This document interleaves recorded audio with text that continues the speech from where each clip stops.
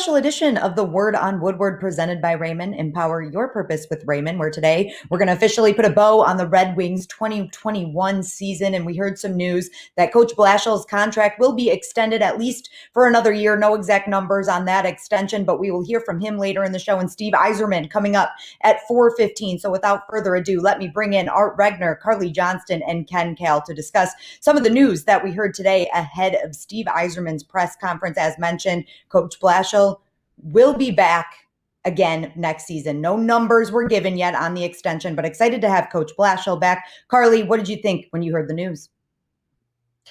I love Coach Blashill. He is one of my favorite guys as a coach and as a person. He's one of those kind of people that when he talks, you listen and you learn something from what he says. I think he's really good for this team. And I know we look at a lot of the numbers and he hasn't been above 500, but he's a great coach, as I said, a great person. And I think he's really good for these players. He'll either give them a kick in the booty or he'll give them a pat on the back, whatever they need, player by player, everyone's different. And I think Coach Blashill really plays to that. And you know what? I have to say it. I mean, the Red Wings are improving. They did a lot better than they did last season. So I'm excited to see what the future holds for Coach Blashill on this team.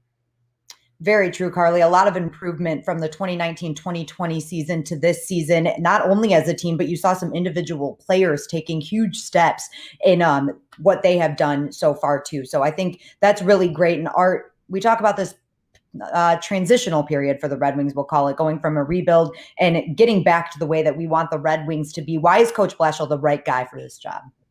Well, you just have to look at his history, Daniela. I mean, he was a goaltender at Ferris State by his own admission, not a very good one. Then he was spent 4 years as a coach at Ferris State, learning under the legendary Bob Daniels at Ferris State. Then he was at the University of Miami, and he worked with Rico Blasi in that program and was involved in recruiting. I think he won a USHL championship, and then he went over to Western Michigan and turned that program around in a year. Then was an assistant for a year with the Red Wings, then really made his mark in this organization when he went to Grand Rapids and had, I believe, the best coaching record of any Griffins coach in the history of the franchise, and actually won the Calder Cup. I think the reason, and what is this all leading to, the Red Wings, as you said, are in a transition. Jeff Blashill has always been able to get through and nurture young talent. And I think you're starting to see that. And another thing too is that, we go to practices. Steve is up there each and every practice watching it. I think he likes what he sees in the Red Wings. I think he likes how they practice. I think he and Jeff seem to be on the same page in a lot of ways. And, this makes sense. This actually makes sense. This team is only going to get younger. You have a coach whose, hallmark is nurturing young talent. And look, I mean, I'm willing to speculate this. I think at this point, obviously it's got to be a multi-year deal, at least a 2-year deal. I mean, I can't see you just signing him, extending him for a year, and then he's a lame duck next year. That's just not. I just don't see Steve doing that. I think this might be a 2-year deal, maybe the second year. I love to speculate, rumor, innuendo, and speculation. That's what I'm all about. So. But I maybe an option for a second year, but I think for sure, if you look at it, Jeff is here for at least a couple of more seasons, and I think it's a pretty good move. I mean, look, Steve's not shy, right? We know that. So if he didn't think it was working, Jeff Blashill would not have gotten this extension. Yeah, and we'll find out hopefully from Steve Yzerman what exactly the extension entails in just a few minutes here. One thing I really liked about Coach Blashill and this Red Wings team this season was the fact that they didn't give up. They always had fight. If they came back from a bad game, they were playing well that next game. We talked about bounce back games a lot on the Word on Woodward and the Forecheck and all of the shows that we do for the Red Wings. Ken, what did you like about what you saw from Coach Blashill, not only this season, but really his whole career here in Detroit? You know what, Daniela, that's a very good point. And I have to agree with you 100%. And this team never quit on Jeff Blashill. And, I've been around 26 years now, and I've seen coaches come and go. And I've seen teams quit for their coach. And that's one thing about this group that Jeff Blashill has coached is they never gave up. And, when you really don't have anything to play for at the end of the season, as far as only maybe contracts, let's say, or, what your future is, it's really hard to get motivated and get up and play and finish out the remainder of the season. But when you look at the points that the Red Wings accumulated in the last couple of months of the season, in their last 21 games, I believe they had points in 14 of those 21 games. They rarely got blown out, and they were in each and every game. So that tells me that it's a good group. The players like playing for Coach Blashill, and Coach Blashill enjoys his team as well. And I just think that they're making baby steps, little strides forward. But this team is way better, especially defensively, than they were a year ago. So Steve Yzerman has handled his first order of business here in this busy offseason. It's going to be a very busy offseason. There's a lot of restricted, unrestricted free agents on this Red Wings team. The expansion draft is coming up quicker. The entry draft is coming up quicker than we even like to think about it. It's going to be a crazy, crazy offseason. So let's start with the restricted and unrestricted free agents. Like I said, going to be very busy for Steve Yzerman. Are some big names that really stand out to me on the restricted free agents list. Obviously, Jacob Vrana, Adam Ernie, Michael Rasmussen, and Tyler Bertuzzi is the biggest one that stands out to me. So Art, what do you think? Do you have any predictions about any of these guys, or do you think we're going to see a lot of them back in the Red Wings uniform? Well, it'll be interesting. Bertuzzi's arbitration eligible again. So is Vrana, and so is Adam Ernie. So, either Steve's going to sign these guys to a long-term deal, or they'll sign them for another year. And then what'll happen is that then next year, Bertuzzi becomes an unrestricted free agent. I don't think Steve wants that to happen. I think he's definitely going to try to sign him to a long-term deal. He's always liked Adam Ernie. He drafted Adam Ernie in Tampa, and he traded for him. So I'm sure he's going to try to get a deal done with him. And, I think Vrana has proven that, again, I've said this on Wild before, on the Word on Woodward before. I think when Vrana got here after the initial shock of, hey, I'm not going to be in the playoffs this year, with the Caps and leaving an organization that he's always been part of, I think he really started to get a feel for what being a Red Wing is all about in Detroit. How the Red Wings are viewed and how their fan base is rabid. And if you produce, and to me, that's the goal of the year. I know it sounds crazy, but the way he just deked through everybody and then goes to the backhand, I mean, just amazing. He has a great shot. So my point is, these deals are going to get done. All these deals are going to get done. If Steve wants them to get done, they're going to get done. I think Vrana, he's probably going to want to sign Vrana, Ernie, and Bertuzzi, I think, to multi-year deals. So, and multi-year deals to me would be, at least 3 years. At least 3 years. These aren't the guys that we hear about. I've been saying for years, Steve's going to sign guys for 1 or 2 years. Well, those are maybe some veteran unrestricted free agents like he did with Bobby Ryan and all that. But these guys are guys that he looks as building blocks and guys that he wants to stay. All right. I like it, Art. And Carly, when you look at the defensive side of the restricted free agents, you have Filip Hronek, who I'm just going to assume that he's going to get a deal done for sure, Filip Hronek. And then you see Gus Lindstrom and Dennis Cholowski. Very interesting for them. We got to see a lot of them with the trades of John Merrill and Patrick Nemeth, especially towards the end of this Red Wings season. What did you think, Carly? And are you expecting them to get their deals done too? Without a doubt, Filip Hronek, he led the team in points, 26. He's someone who we need out on the ice, on the blue line. He was always the time on ice leader, averaging over 20 minutes. So he's someone that this team cannot play without defensively. And we look at a lot of those young guys. I really like what I saw at Lindstrom. So, I mean, when we talk about blue line, we were so blessed with the blue line this year. We didn't have a lot of injuries. We had the issue of we have a lot of really good defensemen. Who are they going to scratch tonight? Are they going to play 12-6 or 11-7? How are they going to play it tonight? Because they had a lot of good players. So that really played to the depth of the team that we had this year. So who knows what'll happen? I don't know, but I know for sure that Filip Hronek will definitely be a Red Wing for a long time to come. Take that one to the bank, in the words of Art Redner. All right, Ken, you saw Filip Hronek. If you want to continue on that one, we all obviously think he's going to be a Red Wing for a long time, and he deservingly so. But when you look at that list of restricted free agents, who are you eyeing, and who do you think is kind of the done deal for sure going to get a deal done? Well, first and foremost, I think the Red Wings are in really good shape going into this offseason. What I mean by that is the fact that they've got money under the cap, a lot of money under the cap. So they can go out to some of these teams out in the National Hockey League that are up against the cap. Teams like like the Tampa Bay Lightning. They're one team out there that probably this offseason going to have to unload some talent. The Red Wings have that ability to go out now, make some moves with other teams that are against the cap. They've got the cap space, they've got the money, and they can also get some draft choices and maybe take some salary off other teams as well. So Steve Yzerman could be really creative. For the first time in, I would say, a long time, the Red Wings' hands, they're not handcuffed this year. I mean, they're going to go out and they've got options on what they're going to do. As far as what they're going to do with the team and the players that they have right now and who they need to sign, I think this is a big year for Dennis Cholowski. I mean, what's he going to do? Did he improve enough under the eyes of, Steve Yzerman and Jim Blashill to a contract and come back? We have to wait and see. Verana's a no-brainer. I mean, he's going to come back. Philip Verana, he's the future back there on the blue line. We're hoping Mo Seider can come in, and now you've got some young talent that is going to be here for a long period of time.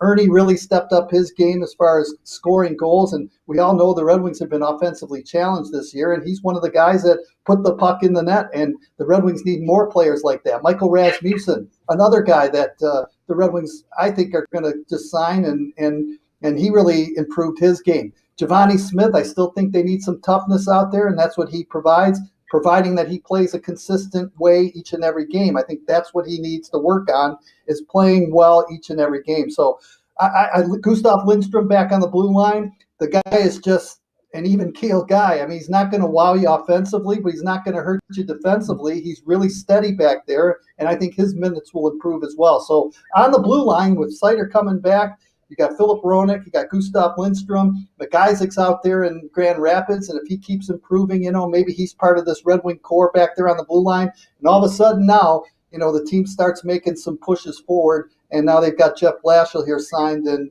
he's good with the young players. Let's see what happens. Art Moritz Seider, he was named the Swedish Hockey League's Defenseman of the Year for 2021. So that's pretty exciting. Just hearing Ken say that he might be in the mix next year. He should be in the mix next year. Yeah, I've asked Steve this before. What more does he have to prove? Is there another continent you want him to play in? Does Antarctica have a team? I think definitely that Mo Seider is going to be here, and he should be here. And if you look at it, another interesting name, and he's arbitration eligible, who's also restricted free agent, and the guy I tell you. And, because he's Ken and I buddy, because, Ken nicknamed him Peach, is Chase Pearson. Oh. Chase Pearson is quietly putting together a really, really good year in Grand Rapids. He was a captain of the University of Maine as a sophomore and junior, then turned pro and signed with the Red Wings, who drafted him. I mean, there's a guy that is one of those guys that could come out of nowhere. You know how we always talk about some of the later round draft picks, and this was not a Steve draft pick, but a guy who comes through. Chase Peach Pearson, as Kenny calls him, he could be a guy that it'll be interesting to see what they do. He's arbitration eligible. Do they just qualify him for a year, or does Steve try to line him up for a couple of more years? And if he does, then I think you're starting to see his vision of the team is really going to start taking shape this coming season. Nothing against the first 2 years with Steve here, but I think we're really going to see a true representation of what Red Wing hockey is in Steve Yzerman's mind, which we know is really good and competitive, I think we're going to start seeing that in full force next season. And we will hear from Steve Yzerman just momentarily. So next question, I may have to cut you guys off. We're getting close to the time when Steve Yzerman will take the virtual podium. So let's take a look at unrestricted free agents while we have a little bit of time. This is another pretty hefty list here. You've got guys like Darren Helmveld, Terry Filppula, Luke Glendening, Sam Gagne, Bobby Ryan. And look, those are all the forwards right there. And I'm listing a lot of veteran presence on this team, right? And I'd imagine the reality is that some of these guys have probably played their last game in a Red Wings uniform. But Carly, who do you like here and who do you think we'll see next season? Okay, well, I'm going to start with the forwards. For sure, Luke Glendening. I mean, he's a workhorse, and obviously we know he's up there in the league for face-off percentages, and I think he had a really good season. Bobby Ryan, Sam Gagne both had great seasons. Goalies, Jonathan Bernier. I mean, he really kept the team in the game for a lot of these games. I know there were a couple that weren't so great for Bernier, but outside of that, we saw a game where he saved, I don't even know how many, I think he had 50 some shots on him. I mean, that's just insane. You don't hear that a lot in the league. And then defensemen, we talk about Eric Stahl and Alex Viega. Those are both guys that kind of have a different story for each of them. Stahl played every single game this season, and then Alex Viega was on the taxi squad a lot, but another workhorse that when he's brought up to the lineup and he's out on the ice, you notice him out there. He's throwing himself against people, and he's not a very big guy. So when he's out there and you notice him running into guys, I mean, there's a lot of force out there for the Bulldog, as we call him, Alex Viega. But again, just a lot of really good unrestricted free agents. A lot, as you said, Daniela, a lot are veterans. So I'm curious to see what will happen. But for sure, I'm going to put my money,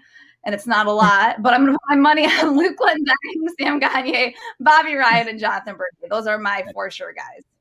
Okay, I like that. And you mentioned Mark Stahl briefly, Carly. Art, you named him as your unsung hero, is what you called him, of the last season for the Red Wings. So what do you think his future holds? This is what I would do with Mark Stahl, and pretending I'm Steve Yzerman, which I do far too often. Yeah. I would try to offer Stahl a 2-year deal at 2.5 a season.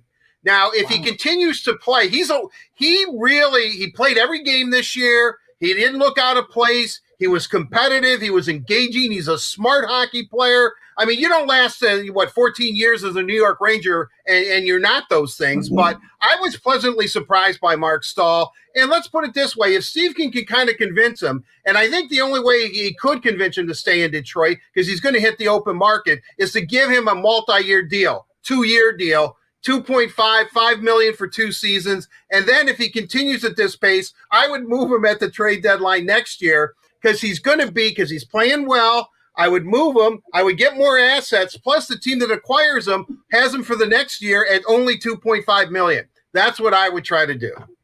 All right. Wow. Well, Art has the plan. Art has the plan. Ken, when you look at that list of unrestricted free agents, do you have any predictions, or what is most interesting to you?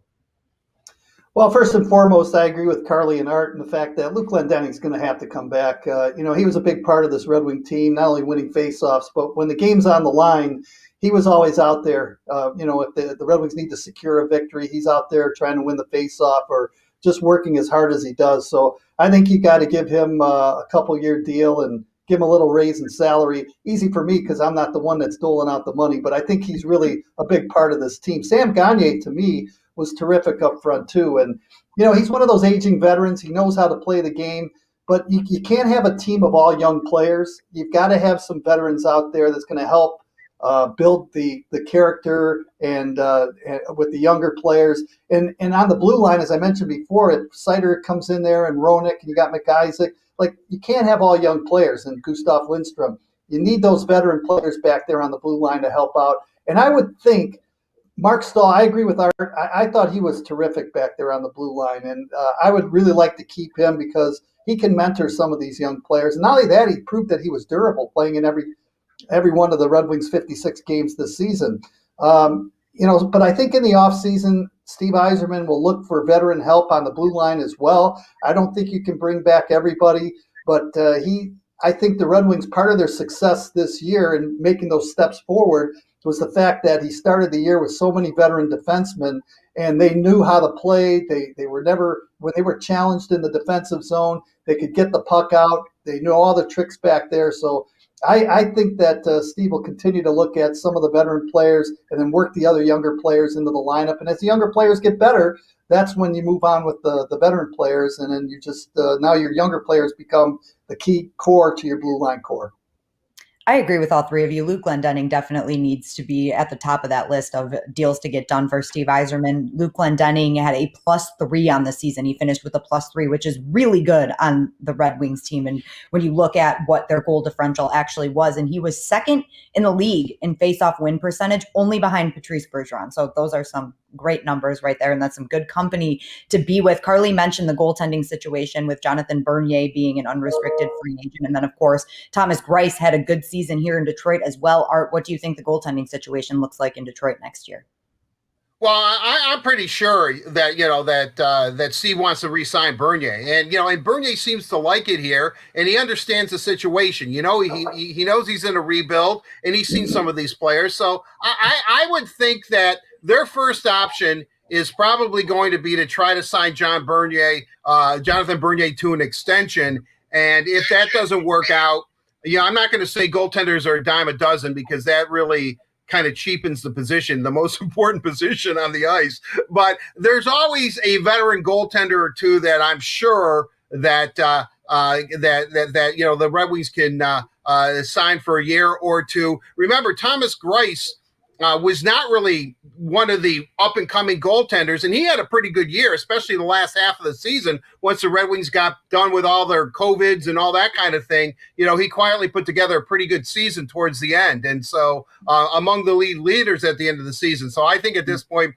I would think that Bernier is a priority without question. Try to get him signed for 2-3 more years, whatever it's going to need, because if you look at goaltending in the Red Wing prospect pipeline, especially because they're going to have to make a decision on Keith Petruzzelli, who either has to be signed before the draft, the Quinnipiac goaltender, who they drafted in 2017 in the third round, or he goes back into the draft or becomes an unrestricted free agent. So goaltending is a real dicey situation now for the Red Wings, and I'm sure that is an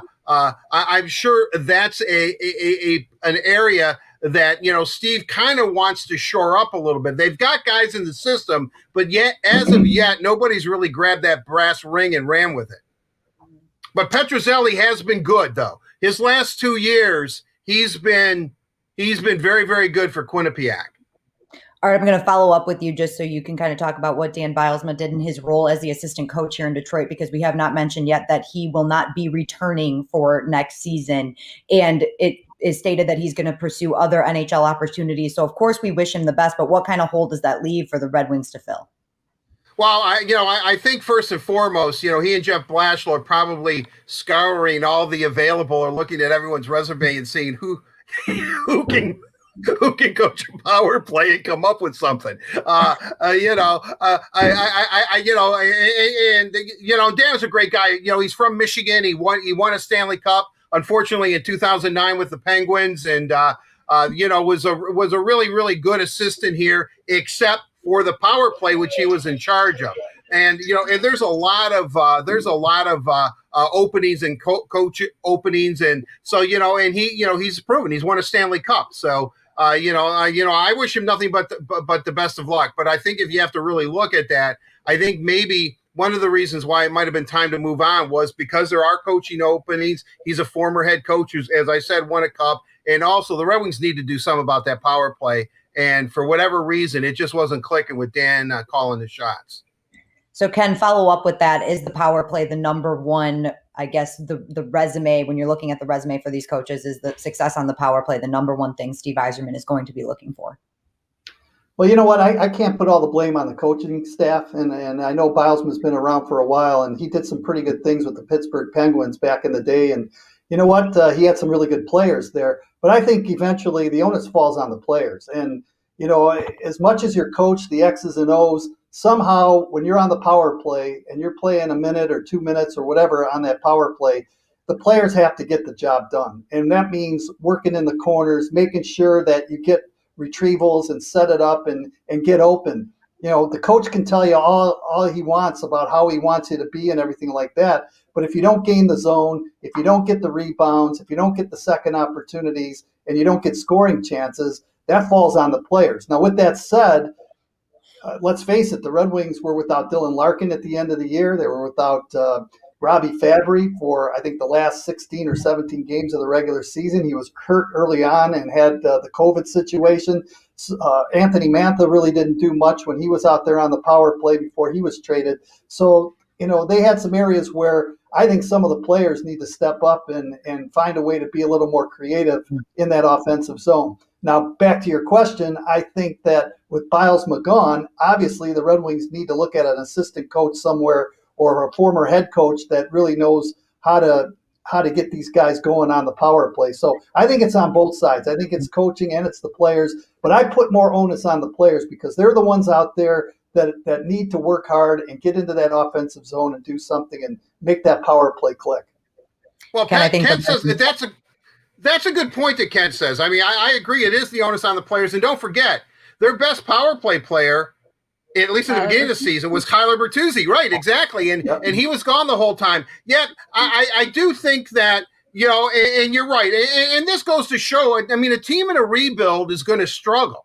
And, and the power play is obviously, a key issue, as we know. I mean, it's very, very important special teams play. That's how most games in the NHL are decided. And but I also think that it just wasn't happening either. Even though the Red Wings just look lost and confused out there a lot of times. And how many times did it seem that the other team was actually on the power play when they were killing the penalty? And, they had more zone time than the Red Wings did. I mean, there was just something going on there. It was just a bit of a disconnect. Sure. Is it the players? Yes. Is it a lack of talent? Yes, I know that. But I don't know. I just could not figure out what their strategy was on the power play. And, and I think at times it kind of confused the players. And, as Ken Very has told me many, many times over the last 30 years or so, you can't fire the players. So it's going to be the coach. And unfortunately, I'm not saying he was fired, but, it's time to move on. Yeah. Well, and go ahead, Carly. Sorry, Yes. Danielle. No, it's all you. That kind of plays to the season as a whole.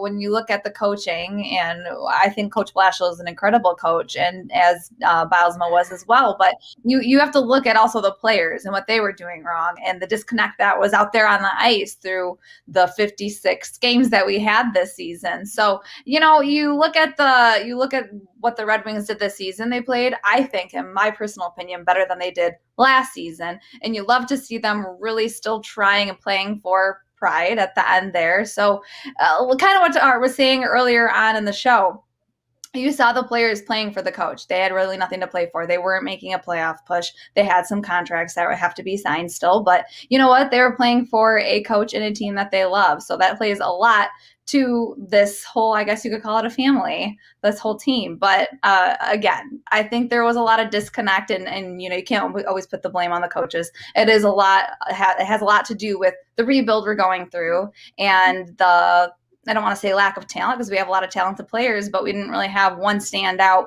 player, one star player that really broke through this season. And now I'm ranting. Okay, I'm going to end this by saying this was a great season to watch. I kind of just lost my point there because I was rambling on so much. I pulled an art rant, but a Wagner rant, I should call it. But on the coaching staff, I think they did a great job this season with trying to navigate their way through the COVID protocol list and the injuries, the season injuries that they always get, and just a lot of weirdness this season. So, I wish Bylsma the best, and excited to see what Coach Blashill can do. Hopefully next season in a normal season. Fingers crossed. Yeah. You know what, Danielle, if I could follow up on this just for one moment. And I think what will really help the Red Wings power play is they need some players back there on the blue line who are offensive type defensemen. And one of the guys that fits that mold is the guy I mentioned earlier, is Dennis Cholowski. He's always good offensively.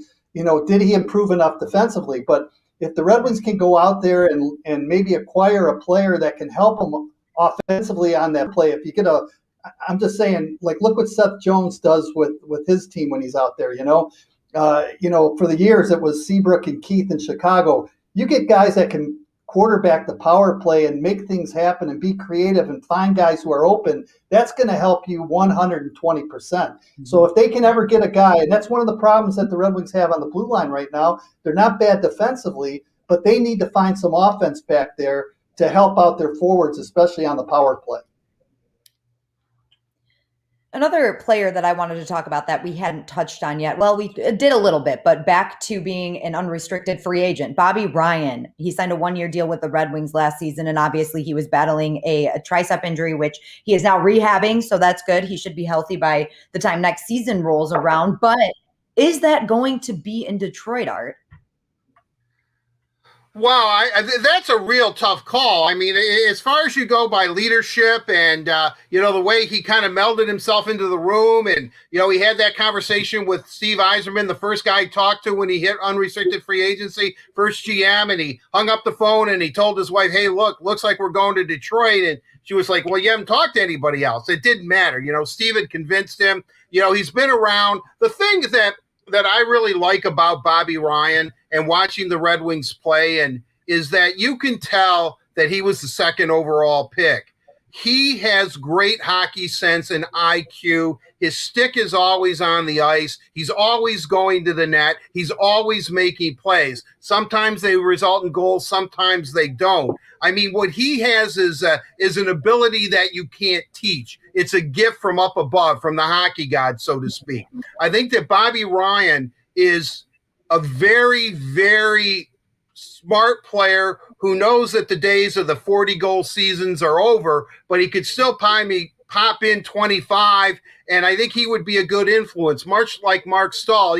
I know everybody's eager to see this team get younger and younger and younger and younger. We all want to see, heck, I'm crying for Mo Seider to be in the lineup next year, but with all that said, and Ken's right about this, you need some veteran guys to kind of lead the way. Sam Gagner, I would, if Glendening, Gagner, and Bobby Ryan were all given contracts, I wouldn't care. You know what I mean? I say, okay, I understand why that's going to happen, because you need those kind of guys. Sam Gagner, too, was a little bit of an unsung hero, too. And, but these are all guys who were all drafted very, very high, especially Gagner and Ryan, in their draft years, and are good, solid veteran players who play the game the right way and can teach these guys how to be good pros. So, but with that said, I'm not sure how Steve's big picture of the organization, how there might be some young forwards that he wants to give a chance to. I mean, and I'm just using this as an example.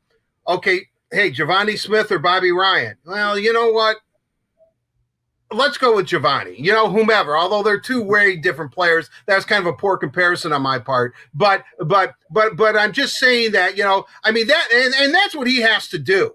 I mean, as eager as we are to see everybody and want this team to have Lucas Rehmann and, Albert Johansson and Timisto and all these guys, Philip Larson and Nat.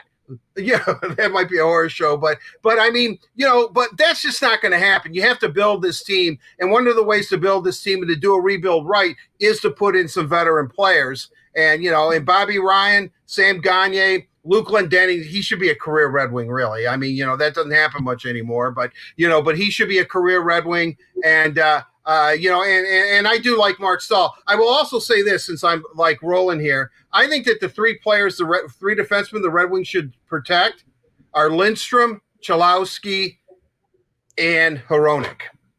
Okay, well, I'm glad you brought that up, Art. That's smooth there, because I want to talk about the expansion draft and what the offseason is going to look like for the Red Wings. As I mentioned earlier, it's a very busy offseason. And hey, just a quick shout out to our fans watching on YouTube. If you have any questions for us as we lead up to Steve Yzerman's press conference, please drop them in the chat. We will try to get to them throughout the show. But back to the schedule. Draft lottery will take place in early June. Art has that marked on his calendar. He loves the draft lottery, but the expansion draft, July 21st, just ahead of the entry draft. Carly, I want to start with you on this one.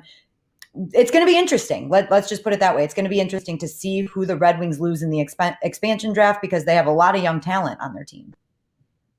No doubt about it. I mean, when we talk about being a rebuild, we're building with a lot of young players. And as Ken and Art were saying, there are a lot of veteran players that we need on the team.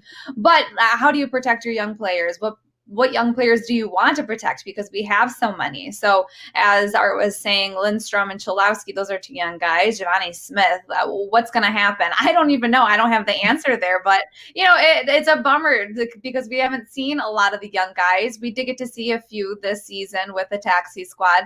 But, I don't know. I guess I don't know what's going to happen. I hope Seattle doesn't take any of the guys that we all have our eyes on. But I have a feeling that's what may happen. And that's just kind of, I mean, it's a business when you think about it. And Seattle's coming into the season, which is really exciting. So regardless, don't want to lose any players, especially these young players with a lot of potential. But with there being a new team in the league, it is very exciting for those players and for the league as a whole. And Ken, I know that 7 forwards can be protected by the Red Wings or are going to be protected by the Red Wings. When you look at that, 7's not that big of a number. There are a lot of forwards in this organization, but who are some of the players that you know for sure will be protected? Like, we've got Dylan Larkin, obviously, and players like that. But who are some of the young guys that you really think will be protected for the Wings? Well, correct me if I'm wrong, Art, but Rasmussen, you have to protect him, right? He falls under that. Yeah. Isn't that right? Who? Michael Rasmussen. Yeah. Rasmussen. Yeah. You definitely have to protect him. Right. Okay. So here's the situation the Red Wings are in, and it's a pretty good situation, as I mentioned before. And I don't really like to talk about who they're going to protect because Steve Yzerman, prior to this, can wheel and deal with some of the other teams, especially the new team coming in like Seattle. So if you know you're going to lose a player, let's say you're not going to protect Evgeny Svechnikov, right? Well, maybe you can deal that player to a team like Seattle and get either a draft choice or get something for that player. And, you can do all different things, and that sets you up a little bit better for who you're going to protect, on the forward positions and the defenseman and the goalkeeping. So, as far as young players go, I mean, obviously on the blue line, you've got Rona that you want to protect. It'll be interesting to see what happens. Ken, I'm going to chime in. It looks like Steve Yzerman is ready to go, so we'll toss over to that press conference. I apologize for keeping everyone late to the party, so to speak. Here, I was tied up with something else that I needed to attend to, and so once again, sorry to keep you all waiting. Our first question is from Ted Colton, Detroit News. Hey Steve, how you doing today? Good, Ted. How are you? Good. Just talk to us about your decision. I mean, what brought you to the conclusion that Jeff's the right man to still continue on the job? Well, I would say 2 things maybe most important to me. And one, I feel our team was collectively very competitive. Whether we played well or not every night was different, but we played hard, and I think our players play hard, and I think that's a reflection of the coaching staff that they have the coaching staff has the respect of the players, and that was important. The other part is Jeff has really shown to work with me with transitioning our young players into the lineup, being patient with them. Not handing them positions or ice time, really forcing them to earn it and guiding them along and being firm, yet patient with our young guys. And as you know, as we're rebuilding and trying to, over the course of last year, this year, and in the coming seasons, to move more younger players into the lineup, I think it's important to have a coach that has a calmness and a willingness and the patience to allow these younger players to, go through some of the growing pains of playing in the NHL. The last one. I mean, did you like the progress that was made this year? Do you feel like there was a good amount of steady progress being made? I do, Ted. Yes, or I did. We've got a long way to go, and we recognize that. We've got a lot of work to do in all areas. But again, I watch our team play. I like the competitive fire that our team shows. They work hard, they compete hard, and again, I think throughout the course of the season, I see progress being made. And specifically, I'm watching some of our younger players take on bigger roles within a game, and our veterans, I think they're high character guys, and that's what they do. They play hard, they compete hard.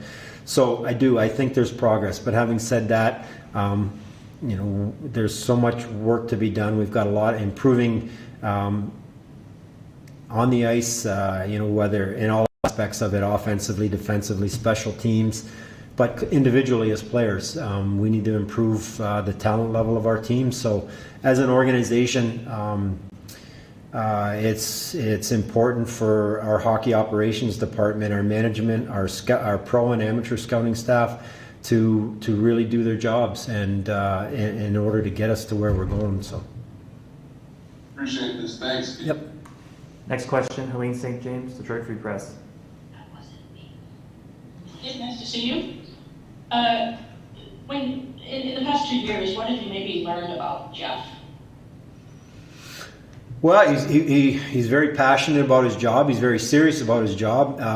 Great attention to detail. Extremely good work. A great work ethic. He very well prepared. Every day, I think, is well thought out. Every practice, his game plans, he prepares. So I've enjoyed working with him in that he's comfortable in speaking his mind, sharing his thoughts, and for a manager and a coach relationship to debate, to discuss, and then ultimately respect my decisions. And in return, it's my job to respect the coach's decisions as well and allow him to do his job. So again, I still consider Jeff to be a relatively young man and a relatively young coach, and all these experiences that he's gone through, whether it's gone through his time in junior USHL or college hockey, the American Hockey League, and now through the National Hockey League, to continue to improve and develop just like players do. And so again, he's worked extremely hard. We haven't, as an organization, we've been rebuilding, and it's hard to coach a rebuilding team. And, and at the trade deadline, I've been here for 2 years, and we're trading players for future assets. And now, and a little bit last year, this year, we're starting to see some of those future assets turn into players, and that is going to make our coaching staff's job a little bit easier. Just given everything that happened this year, you lost 5 guys to quarantine a week into the season, and Tyler Bertuzzi lasted 9 games, season-ending injuries to some other guys. How did you think the team performed all in all? I mean, the depth was never really there just because of injuries and yeah. Well, again, I go back. Obviously, we had a few clunkers along the way, but I think every team in the league had a few of those. But in general, I thought our team, again, was very competitive. There were areas of our game that got better throughout the course of the season. I think as the year went on, our goaltending was very good, very consistent as it went on. That helped every part of our game. Defensively, we made a lot of changes, whether it be through the neutral zone in our end of the rink, killing penalties, and we saw improvement in that area. And, obviously our one area that we need to address and get better at is we need to score more goals and improve offensively. That's easier said than done. And part of that, the biggest part of that is having players that have the ability to produce. So over the course of the season, I thought there was a lot of progress made collectively as a team, but individually not only for our young guys, but some of our veteran players played extremely well as the year went on, and it was very beneficial for us, but beneficial for them individually as well. Just last thing for me while I have you, Steve. Moritz Seider was named SHL Defenseman of the Year today. What excites you most about him coming here next season? Well, I think I know Moritz had a great year in Sweden. He made the decision to want to go and play. And we supported that decision, and it turned out well. He played a lot. He played in all situations on a very good team, and the Swedish league is a very good league. So, you know what?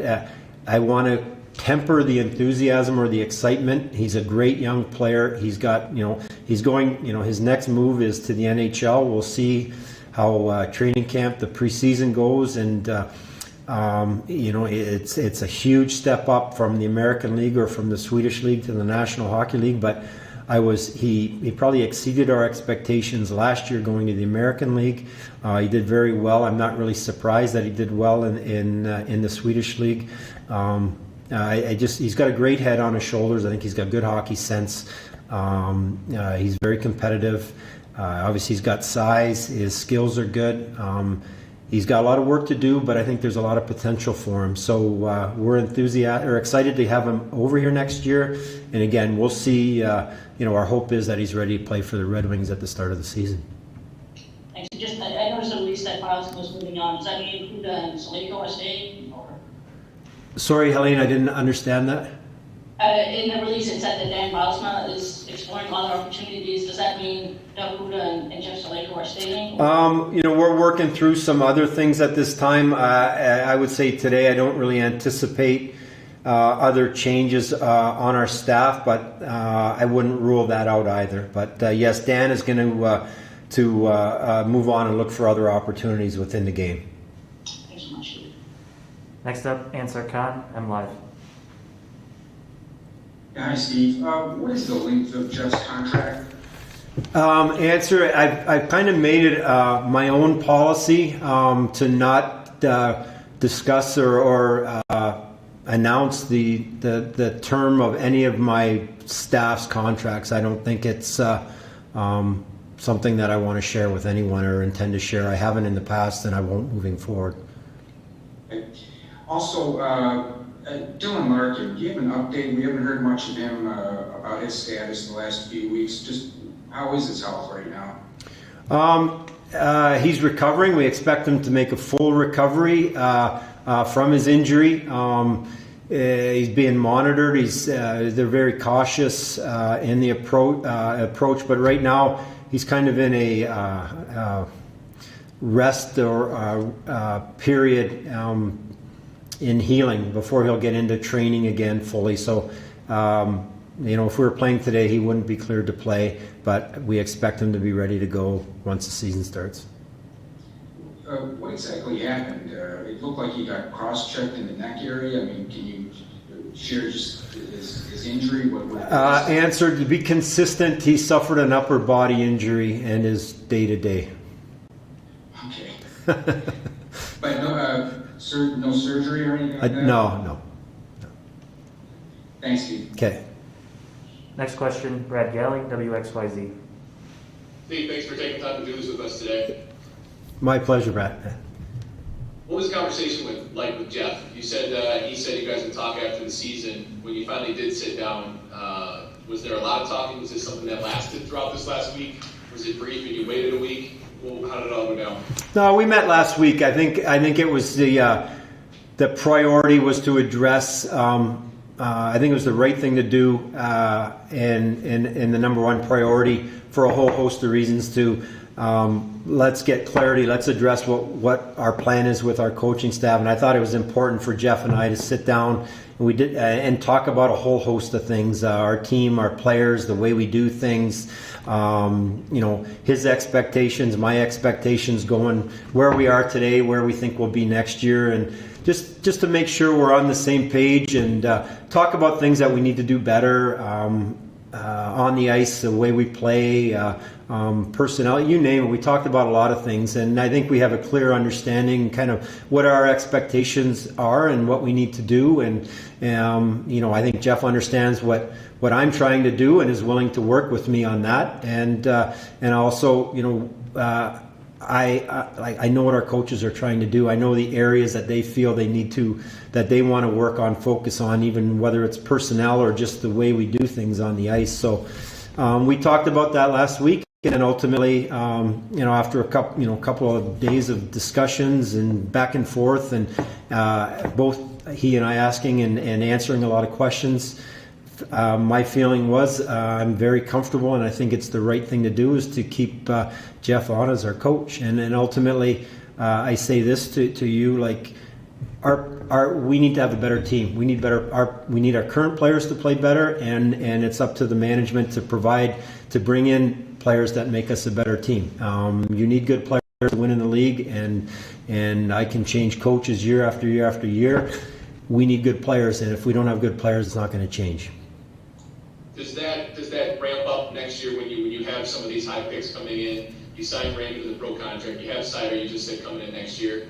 Is there a little bit more of an expectation next year, knowing that some of your handpicked guys are going to be on this roster and hopefully guiding that next step? Well, I wouldn't be committing to these guys being on the roster yet. They have to make the team. If they make the team, we'll be thrilled. But again, they're young guys. I want them to make the team and have a positive impact. Our expectation, I think, and our hope is that Moritz is ready to go. We'll see that next fall. Lucas, I don't want to rule it out, but again, we'll let the situation play itself out, and if they prove they're ready to go, they'll be on the team. But again, we just have to wait, and I'm not going to force it or rush them. But if they're on the team and they're playing, we'll be real happy. But again, we have high expectations for them, and is it next season or the season after? I'm not sure, but we would love them to play, but they're going to need to earn it. Thanks, Steve. Next question from Larry Lage, Associated Press. Hi, Steve. Hey, Larry. You mentioned this was number one priority. Can you discuss at all, like, how tough of a decision was this? Was this something you wrestled with? Is this something you thought you were going to end up here in terms of extending depth? And second part is kind of what's next in terms of priorities this offseason? Well, I certainly give it a lot of thought throughout the course of the season. Whether it's your players whose contracts are up, your staff members, coaches, definitely because that's a high-profile one.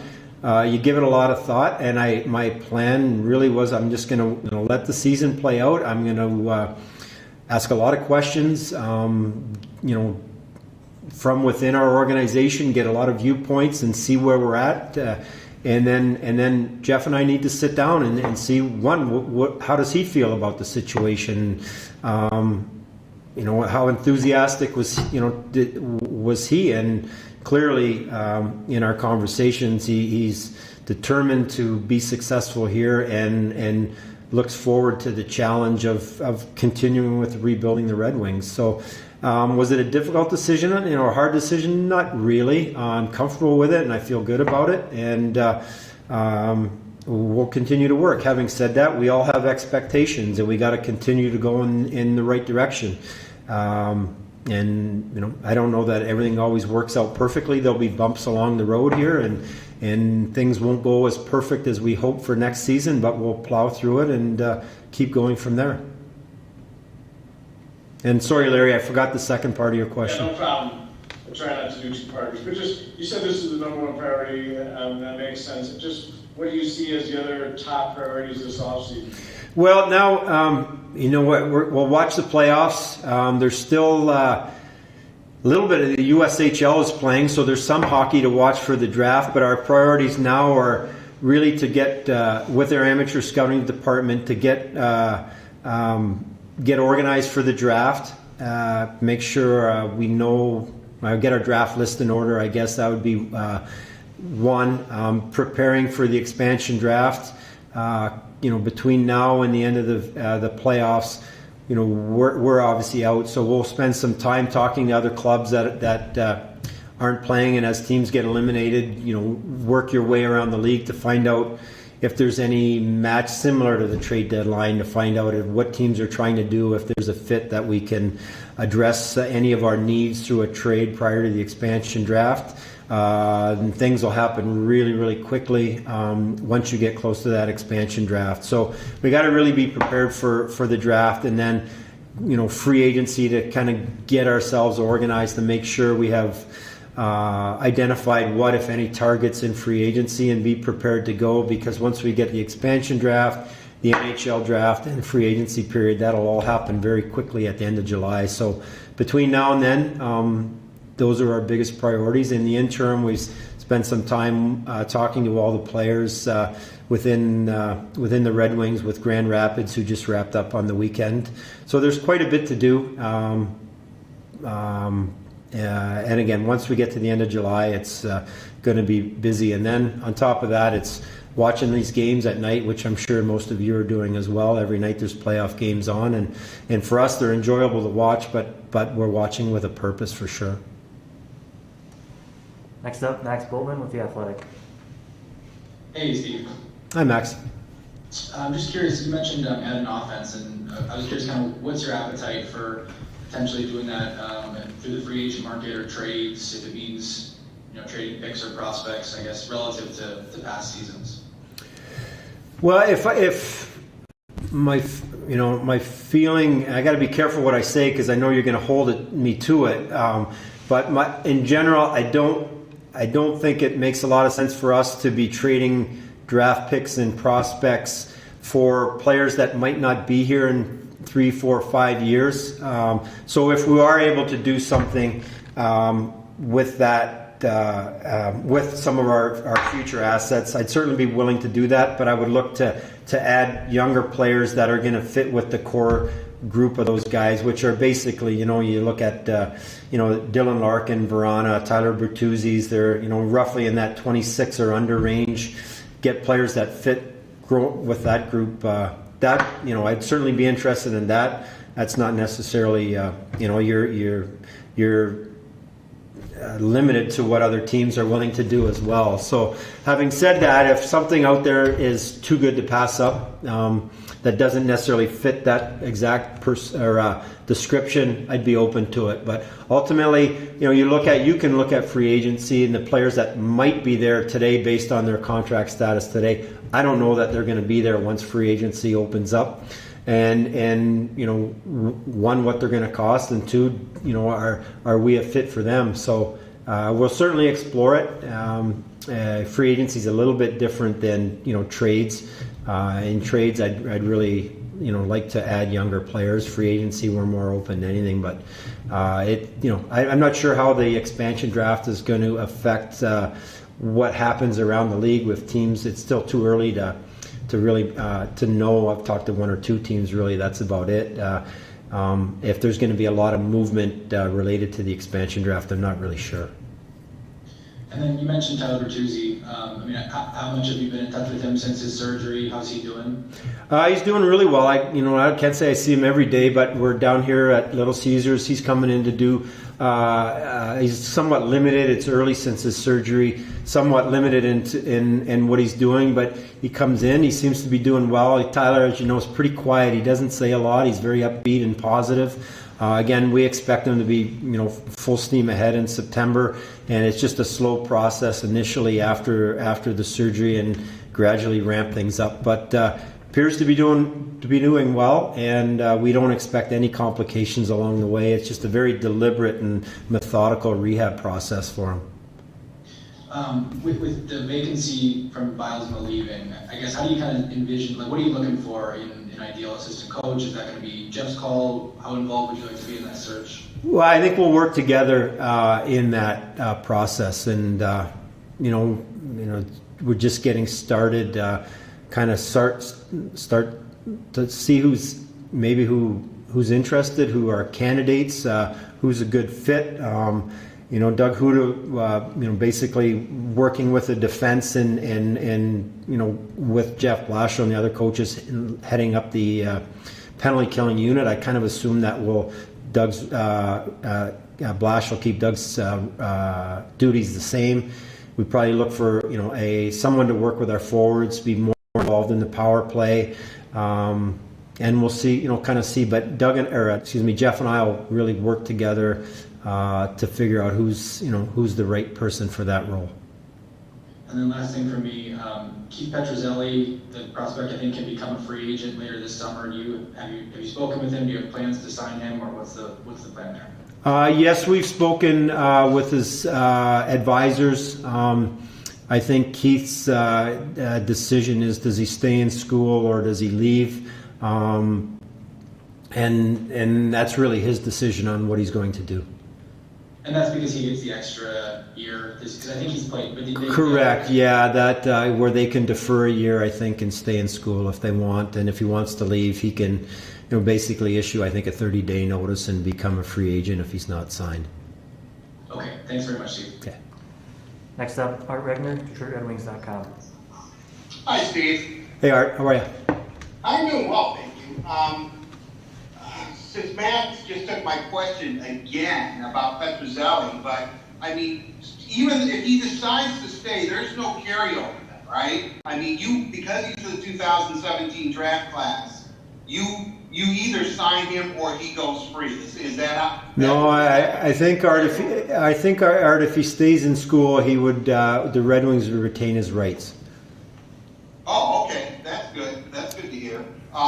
With that said, I'm really into the expansion draft. I've had a week to really reflect about this, and I'm kind of curious over a week. Thanks, Steve. I appreciate that time. Have you decided what you're going to do? Are you going to go 7-3-1 or 8 skaters overall and a goalie? Have you given yourself enough time to kind of figure that out? Yeah, I kind of have an idea of what we're going to do, but that also is subject to change if we were to make a trade with another team that would force us to make it go in a different direction. But yeah, I do have an idea. I think it's pretty clear really with the roster that we have or the lineup that we have today or the players we have under contract today. For me, it's pretty clear what I'll do at this point. But again, that's subject to change. Should we strike a deal with a team that may want to move any particular player, and at this stage, that's way too early to say if there's any of those opportunities out there. Like I said, I know we've had a week since the season ended.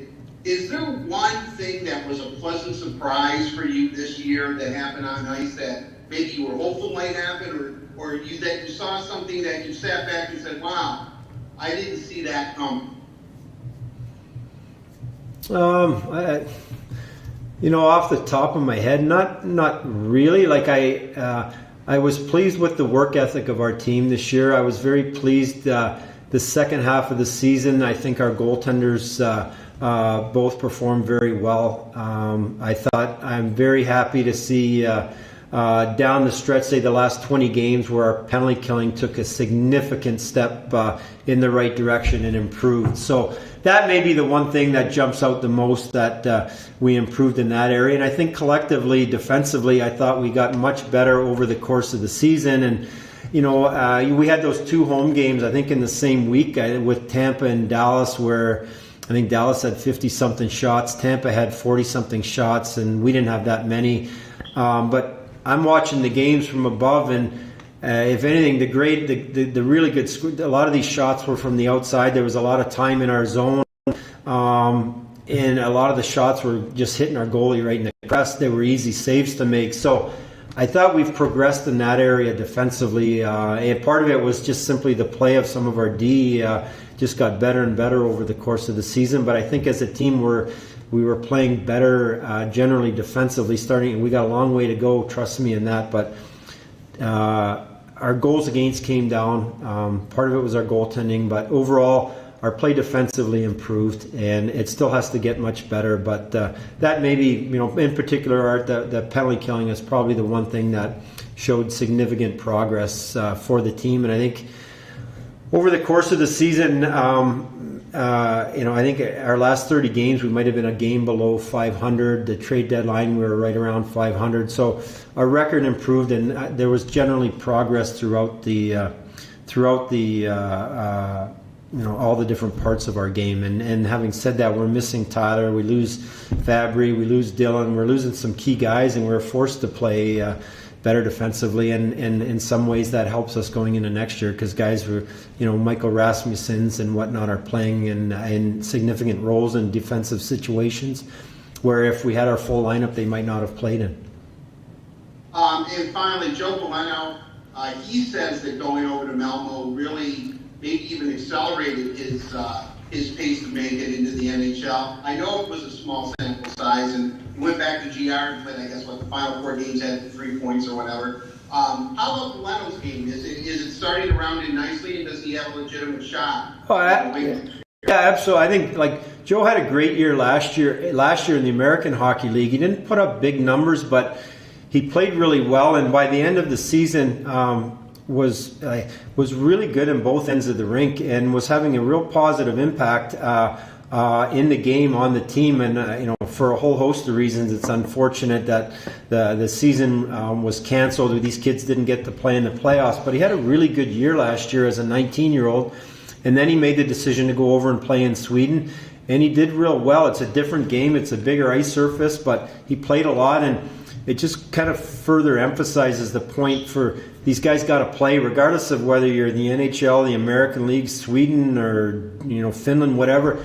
They're playing and playing a lot. It's a good thing for them. And he came back here and played five games here with the Red Wings, and he looked good. And we finished off the season last week in Grand Rapids. I talked to him, it was this morning or yesterday. We've been talking to our players, whether it be through Microsoft Teams or Zoom or whatnot, kind of virtually getting some of the year-end meetings out of the way, and he feels really good about it. He's got a great attitude. He works really, really hard. As I'm sure if you've talked to him, he's a really nice young man. So, our message to him was, Joe, like, you come in next year, you're going to have to, much like it is the same with all our young guys. If you're ready to play on the team and play a role that helps us win and play competitive significant minutes, you're going to be on the Red Wings. And if you're not beating out the other guys, you'll be in Grand Rapids playing there. But we're very happy with his attitude, with his progress, and his potential going forward. He's a real good young prospect with a great attitude and very driven. Okay, and finally, and I promise this is the last question, but how impressive was it what Donovan Sabrango was able to do, considering he should have been a Kitchener Ranger this year and not a Grand Rapids Griffin? Yeah, he did really well. He's a really nice young guy. He's very mature, quiet but confident, and extremely competitive. He went into the American League, and he wasn't shy at all. He was aggressive, showed real good hockey sense, showed real competitiveness, and played with an edge. Keeps the game for a D-man good. He makes the simple play. He doesn't try to do too much. So he had a real good year. And again, a young man who turned not a great situation into a real positive, that he was willing to come over and play, and probably exceeded our expectations. We weren't really sure what to expect, and ended up, again, he earned every shift he got, and he ended up playing a lot of minutes, It was really beneficial for him to be there with Dylan McElrath, Lashoff, Joe Hicketts, some veteran guys who are really good guys that could kind of help him out a little bit. But it was very encouraging for him, and obviously great for the Red Wings. He looks like he's got a real good prospect as well. Thank you very much, Steve. Appreciate your time. They are anytime. Next up, Carly Johnson, Red Wings TV. Thanks so much for doing this, Steve. Really appreciate it. Yep, no problem, Carly. Quite a few restricted free agents questions that I want to talk about. A couple of the younger guys on there that we were able to see in the opening field this season was awesome to see a lot of development that they had in the National Hockey League. I do want to ask you about Michael Rasmussen, Giovanni Smith, Dennis Schlowski, and Gustav Lindstrom, just to name a few. What kind of progress did you see out of them this season? How did you see them fitting into the big league? Yeah, well, we're very encouraged by all those young players that you mentioned. They all somewhat transitioned into the NHL. Here at the end of the season, starting with Michael, who probably was the first one to come up, and then just before the deadline, Gus and Dennis come in as well. I think I'm missing one that you mentioned, but we're hoping that they all continue at the start of next year to have the impact that they had. Certainly their time in the American League was beneficial for them this year, playing a lot. And they look like they're ready to play in the NHL. They all three have work to do, but we're encouraged, and Giovanni Smith as well, as you mentioned. I anticipate those guys. I'm hopeful that they're on our team next year. I'm hopeful that they're in the lineup. And the message to all of them was, again, is that, guys, you're going to have to earn it. And I can put you on the roster. Our first decision, all those players you mentioned, all need waivers if they're going to the American Hockey League next year. So our decision at the end of training camp is, are they on the roster, or are we willing to risk putting any of them on waivers? They're going to have to be pretty bad to be put on waivers at this point, and I don't anticipate that. But I can't guarantee that they're going to be in the lineup, and that's up to them. So it's an important summer for them all, important preseason training camp. But we're encouraged because I think they all, based on what I saw, I think they all can have a positive impact for us next year. And again, start to move some of these younger players into the lineup is encouraging.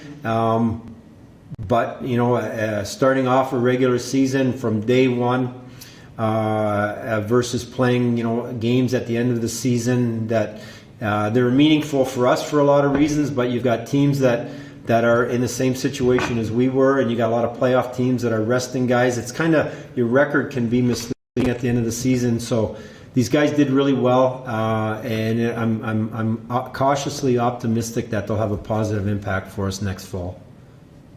For sure, and a few other guys kind of on the opposite end of the spectrum who played really solid for the Red Wings, and I anticipate seeing them next year. But again, I'm not in your position. We talk about Jacob Vrana, Tyler Bertuzzi, Philip Cronin, just name a few. What do you anticipate their future with the Red Wings looking like? Well, all of our restricted free agents, I can't say we'll qualify every single one of them, but the vast majority we will. And the question becomes, the term of the contract. Some of them, have our arbitration rights, some don't, but our expectation is we'll get them all signed. I'm just not sure the length of those contracts. We'll get to work on that, in the next couple of weeks and try to plug kind of chip away at each one, I guess. And so I'm not overly concerned at that, but it will take some work to get it done. There's a couple of our RFAs that we've got to decide for different reasons. Do we want to qualify them? Do we have a roster spot for them? What is their, what does their qualifying offer look like, or how does that affect, or what does their arbitration case look like? As you saw last year, there was a lot of restricted free agents who weren't qualified around the league, and it's probably somewhat of a trend with the cap being flat for a couple of years. So, the UFAs are a little bit different, and we've got a lot of bodies. We've got to decide, between who we bring back and how much we can afford to pay, certain guys for the role that they're in. So we got a lot of decisions to make. But again, the RFAs, I'm not, there's going to be work to be done to get the contract done. But eventually, over the course of the offseason, we'll get them signed. I'm pretty confident, but it will take some work. Absolutely. One last question and one last RFA question. Adam Ernie, he's someone you've had as a player for quite a bit now between Tampa Bay and Detroit. How do you feel he's grown as a player, especially with this season that he just had this past season? Yeah, it's very, very encouraging for us. I feel good for Adam. I was there in Tampa when we drafted him, so I've gotten to know him since he's 18 years of age, and I've watched him work through his final years as a junior, go to the American Hockey League, follow me to Detroit here. He's really driven. He really wants to be a good player in the NHL. He's put the time in, the work in, and it was good for him to see, kind of to his role. He earned a bigger role on the team and to thrive in it. And I think we've got a real good, a good player who is a little bit of a different dimension for us. A big, thick kid who's got pretty good hands and can play in a lot of different situations. So honestly, I think there's a lot more there. But I really like Adam's determination and his drive. I think we all feel good for him because I know he's put a lot of work into it, and I know he's really wanted it, and he's been waiting for his opportunity, and he got a good opportunity, and he made the most of it. Next up, Bob Winowski, Trade News. Hey there, Steve. How are you? I'm good, Wojo. Yourself? Good, thank you. I think last year at this time, and maybe the year before, probably last year at this time, we asked you what's the biggest area of need on your roster, and I think you said pretty much everywhere, anywhere. What would be your answer to that today, now? The same or different? Well, I think we could upgrade every area, to be honest. Yes. Can we upgrade in every area? I'm not so sure. But you're always looking to get better. I think two areas of concern, we've got to figure out a way to generate more goals. How we do that, I'm hopeful our younger players can generate a little bit more offense. I think with the players that have been here for a while, I expect them to score more than they did this year. So generating a little bit more offense, and then obviously when we at the deadline the left side of our D, we traded 2 defensemen in Johnny Merrill, Patrick Nemeth, We have one player on a contract, Danny DeKaiser, and a restricted free agent, Dennis Chalowski, who I anticipate getting signed. So we've got holes on the left side of our D that we'll need to address. And again, but I would say, one, we need to continue to improve to cut our goals against down. That's through good goaltending, through better defensive play 5-on-5, and continued improvement with our penalty killing unit. So how we do all that is we got to address what we do with the left side of our D, and then continue to work on the way we play. But personnel wise, we need more. We're hoping each of our young guys can. Adam Ernie, generate a little bit more offense. Can Philip Sedina score a little bit more? Robbie Fabry, Dylan Larkin generate a little bit more offense next year. So collectively, we need to score more as well. Just a quick follow-up. As you stay the course for the most part with the rebuild, at what point do you think you'll get tempted for a big splash, whether it's a trade or free agent signing? I know you say you don't know what's going to be available, but at some point, do you need or think you'll be tempted for a kickstart, so to speak? I don't know. My approach has been like you kind of look for opportunities, you wait for opportunities to come along. When I've really ever tried to really force something and chase something, hasn't really worked out. Along the way here, I've never really tried to do something to make a splash. It's like there has to be a reason for it, a good reason to thinking you're going to be a better team. I don't want it just to look good. It has to actually be good. So I keep trying as we go along. Anything along the way that might come up to make sense. Like, I'm not opposed to signing a free agent. It's, one, how much are they going to cost? Does the contract make sense? And for us, for the short term and then long term as well. Any particular trade that may come along, you got to find a partner first. There's a lot of players around the league that I would love to add to the Red Wings. I just can't convince another GM to give them to me. So, you kind of wait and see what happens along the way. And so I guess, I don't really have an answer for you, but if there's an opportunity to kind of expedite our rebuilding process by making a trade that brings us a good player or good players, I'm certainly open to doing that, but I don't want to trade what I think are valuable young assets for players that might only be here for a year or two. That's not what I want to do. And would that make us better? Maybe no. It might, but ultimately I don't want to just make the playoffs. I want us to become a playoff team and a team that's trying to win a Stanley Cup somewhere down the road. So which free agent are you signing? I missed that part. We're still finalizing our free agency plan. If you heard Art's fifth question, I thought I addressed free agency in that. You did. Okay. Thank you. Next up, Daniela Bruce, Red Wings TV. Funny you say that, Steve. I had a whole list of questions for you, but Art asked all 10 of them. So I only have one quick one for you, I promise. Dylan Larkin, I think if anybody asked Dylan Larkin to evaluate his season when it comes to a production standpoint, he'd probably say that he wished it was better. But as a captain, how do you think he did from that aspect, from somebody that has been in his shoes exactly as a young captain? I think generating scoring chances and creating scoring chances for his line mates, I think he did an excellent job at that. I just think he missed a lot of chances. It happens. And this year, playing so many games in a row, things you get on a roll, things are great. You don't get on a roll, you're trying to catch up, and you never had that pause to get a few days of practice to regroup and kind of find it a little bit. So overall, I thought Dylan had a good year. I don't think there's anyone that would ever question his work ethic, his competitiveness in any game that he plays. I would never come home from a game thinking, Dylan didn't bring it tonight. As you all know, he's a really good person. He really cares about the Red Wings.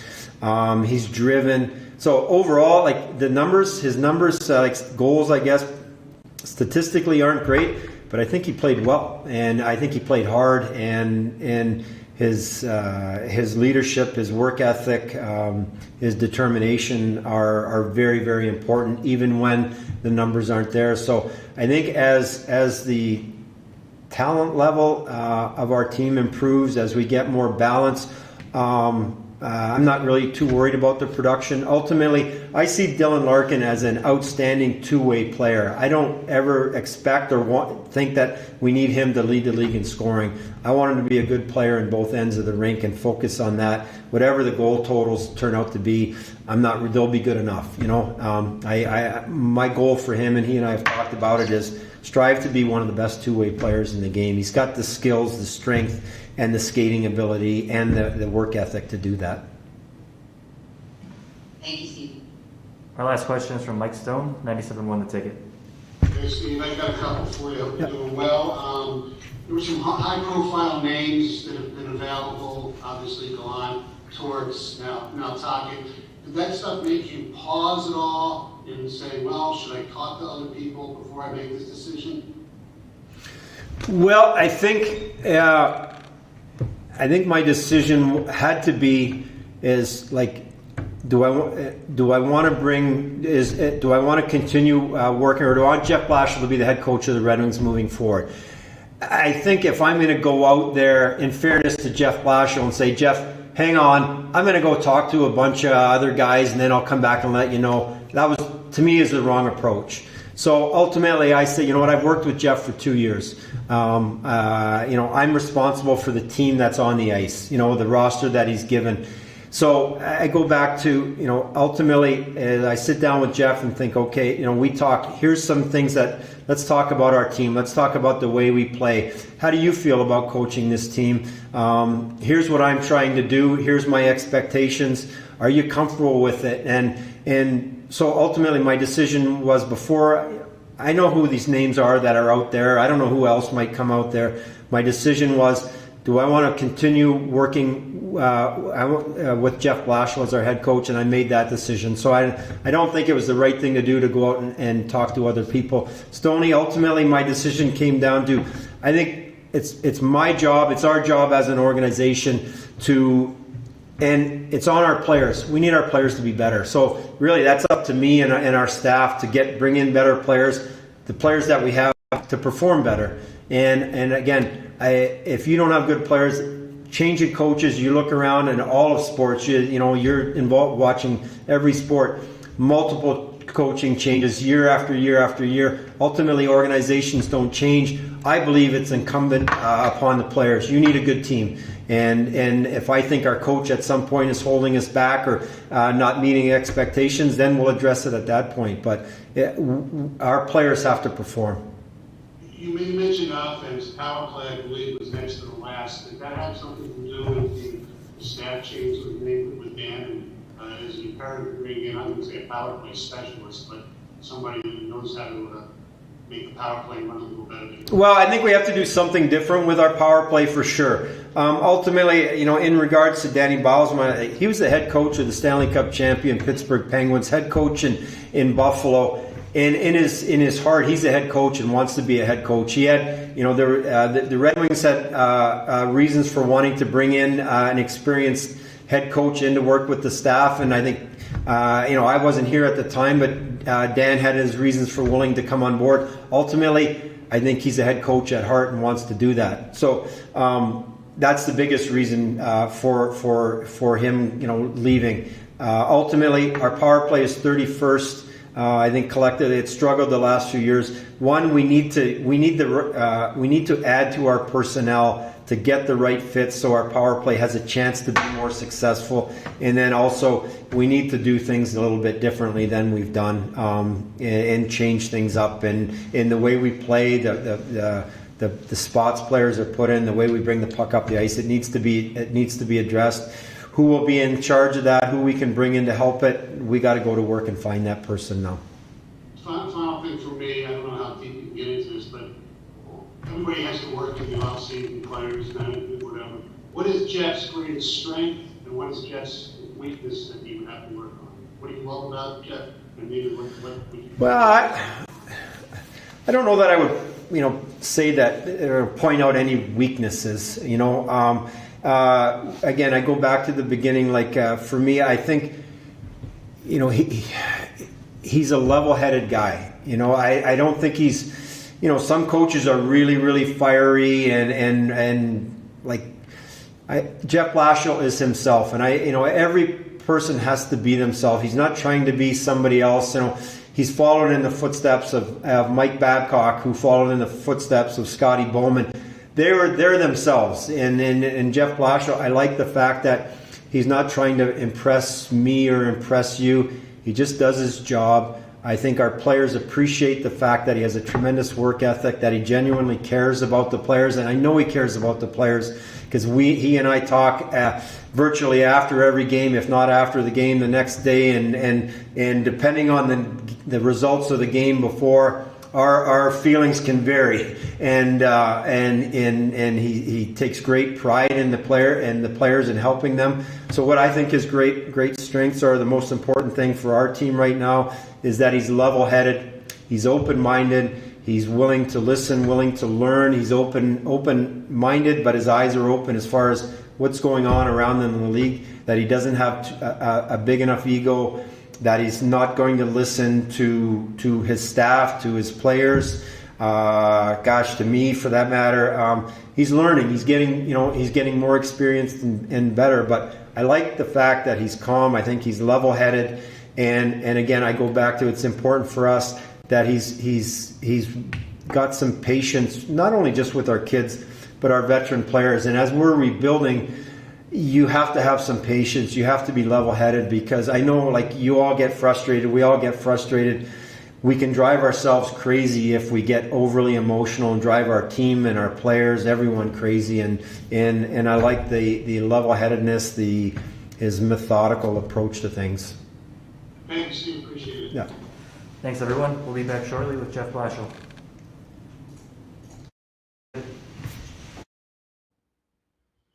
All right, a lot to unpack there. So joining me to do so is again Art Regner, Ken Kal, Carly Johnston, and we are now joined by Larry Murphy as well. I think this is the first time we've had 5 people. I dig this look, but we're going to start with you, Murph. Like I said, a lot to unpack. Steve said a lot. What did you take away from his press conference? Well, no surprises. Obviously, his confidence in Jeff Blashill, and I totally agree with him. We saw it this season in terms of level-headed. Boy, there was points in this season where a lot of coaches would have gone off the deep end.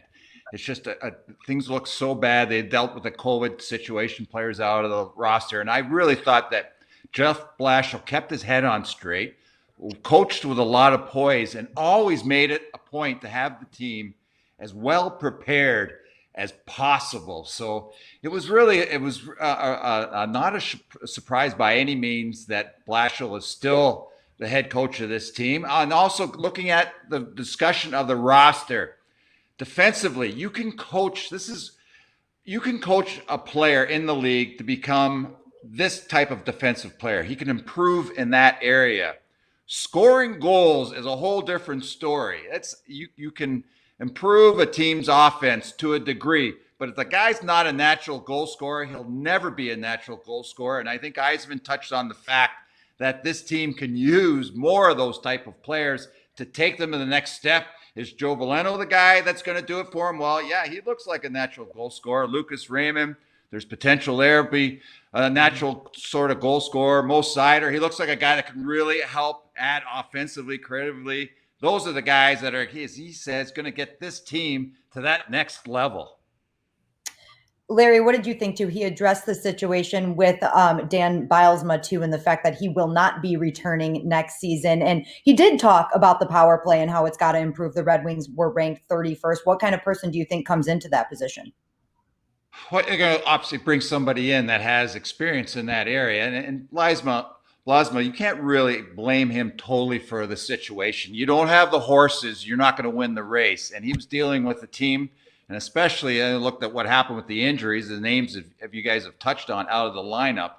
He was kind of in a tough situation. I think by changing that position, Yzerman felt, Blashill's the guy I want to lead the charge, but let's kind of change the mix up a little bit and bring in another voice into this coaching staff. And that seemed to be the area where he felt that it could be best served by doing and making the change in that position. It was a guy that he kind of gets hung out in terms of the power play not being so strong, but still, I mean, Yzerman, to his credit, said, hey, you can't blame him for what happened out there. It's just the players ultimately are the ones that have to produce, and they did not do that. But I like he's changing the mix a bit in the coaching staff. He didn't want to go status quo 100%. He wanted some different voices in there, and I think that's what he's going to achieve by doing that.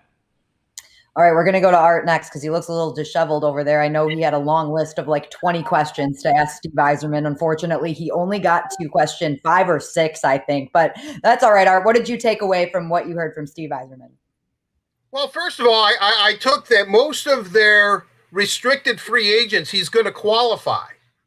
And he expects to sign Dennis Chalowski, who, you know, a lot of guys thought, well, maybe he leaves him unprotected. I would think the Kraken would jump on him in a second. The second thing that I took, and I wanted to ask him this question, and Larry touched upon it, is that, I look at different players and like, can you teach goal scoring?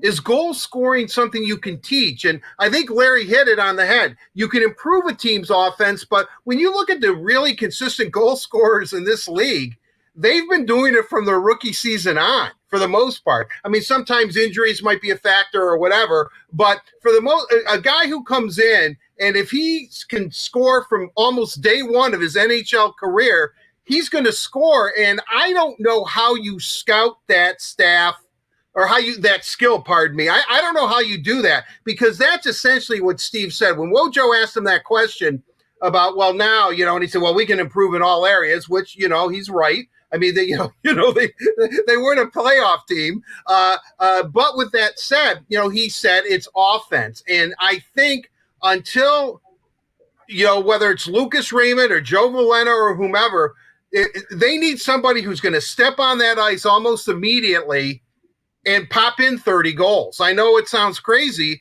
but, they still need that type of player. Now, can Verana be that guy? He's kind of proven it a little bit in Washington, because that was a deep forward core, and he kind of held his own with the Capitals. So he might be that guy. But, and I guess the question I wanted to ask Steve, and I could tell that, maybe I was like pushing it a little too much with him. Maybe I better stop asking him questions. But I'm going to ask Larry, can you teach offense? Or, like I think you've alluded to it, goal scoring, you either have it or you don't have it. Yeah, it's a case of you need a game plan out there, and the power play. Yes, there's lots of structure to it, but ultimately, in terms of scoring goals, it's a big talent-driven area of the game. Defensive hockey is the willingness to be responsible. Offensive is the case of being creative. When you've got that puck in a scoring chance, do you have the ability to shoot the puck where you want it? Do you have the ability to process? Everything happens so fast when you're in a scoring opportunity. As a casual fan, it might not seem like that, but it happens so quick. Guys have the ability to process, what do I need to do? What's the best play I can make? Is it shoot? Is it pass? They can make that decision, and they have the hands to execute the play. A lot of that you can't teach. You do it through lineup. So Jeff Blashill has done a tremendous job in terms of structure. This team's defensively played well. I mean, the goaltending was outstanding, but it was a case of his coaching, just getting the team to play the style of hockey you need to play in order to be competitive. Now, a few guys step over. I mean, Zadina's a guy I still think we could see a little more upside offensively. True. That's going to add to the total. And as the names that Art mentioned, these are guys that can add the numbers to this team. But the next step for this franchise is definitely scoring goals. I think the defensive structure is real sound now for this team. Yeah, Steve Yzerman mentioned Dylan Larkin too when asked about the production, and he said he wants him to focus more on being a two-way player, and he missed a lot of chances, which sometimes just happen. So when you think about the fact that, like you said, Murph, Zadina's going to produce more, Dylan Larkin is going to produce more. Yes, they do still need goal scoring, but there will be more than what we saw this season, if I had to guess, moving forward. Now, Carly and Ken, I want to get to both of you before we go to Coach Blashill, who will be addressing the media shortly. Carly, why don't you go first? What'd you think? I don't think there was much of a surprise out of anything that Steve Yzerman said. I thought it was pretty funny that Art and he have that awesome rapport, and that Art was able to give him crap for taking a week after the season ended to talk to us. But, I mean, there really wasn't anything that I was too surprised about outside of, as Art alluded to, Dennis Cholowski. It looks like that he will be protected for that expansion draft. So, I mean, it's nothing, again, that I was like, oh, wow, like that's not something I expected. Because Steve Yzerman is just a, cut to the chase kind of guy. He'll tell you like it is. I mean, it's really nothing. He's not going to beat around the bush or tiptoe around anything. So, I mean, it was nice to hear him say that a lot of the restricted free agents, it's just a matter of figuring out, is there arbitration? How are they going to sign the contracts? How long is it going to be? But he does want to keep a lot of those guys around. So we'll see what happens. But yeah, I mean, like I said, nothing that I was too shocked by in this presser. And Carly, I promise I was not laughing at you, but we have some funny YouTubers out there today. So I'm kind of watching what's going on, and they make me laugh occasionally. They make me laugh. All right. And last, but definitely not least, what did you think of what Steve Yzerman had to say today? Well, I think there's a process to winning in the National Hockey League, and it all starts with overall good team defensive play. And I can give you examples. You can have the highly skilled players and all the offense you want, and just think of the Edmonton Oilers back when Gretzky played. They could score any way they wanted, but the problem they had was defensive play. And sometimes you can't outscore your mistakes. And I think in order to win in the National Hockey League, especially if you're a team rebuilding, you need to find a way to defend first. From that point on, once you get that down, once your penalty kill is good, and once you're playing well in front of your goaltender, forwards are coming back, and your goaltender's making big saves, now you work on the next part of your game. And that's where the Red Wings are, in my opinion right now, is they seem to figure that part out. Now the question is, can they do it next year and the year after and the year after? But it seems like they've got their overall defensive framework set right now. Now, as Steve mentioned, now you start working on the offense. And I know Larry Murphy played on the Washington Capitals, and they were always a team that was a last place team. But you know what? When they started getting 100-point seasons, the first thing that they turned around was their defense. And they were better defensively. They'd win games 2-1, 3-2, and then find ways to win, get the 3 goals and win the hockey game. So, the Capitals, that's a good example to where you can be. You can be, once you get your overall defensive game going, then you get your offensive working, and you start winning games, and the next thing you know, you're in the playoffs, and then it gets better from there. So you mean Larry Murphy is not just biased. You definitely have to build a team from the blue line, right? Exactly. All right, Larry. Don't say I'm wrong. Yeah. While we have you on with us too, Steve Yzerman, I almost called him Jeff Blashill. Steve Yzerman was very complimentary of Joe Veleno and his time with the Red Wings. What did you think of the short stint that we saw him here in Detroit? Very impressive. He could play at the pace. That's one of the issues with young players. It happened with Sedina, happened with Rasmussen. The tempo of the game seemed to they had to get themselves to the point in their development where they could play and prosper at that tempo. I thought Veleno came in and it fit right in terms of tempo. He was thinking quickly. He was moving his feet quickly. He was being assertive. When he got a hold of the puck, there wasn't a lot of hesitation there. And of course, the goal he scored, we talked about it to nauseum in terms of a goal scorer's goal. He got the puck.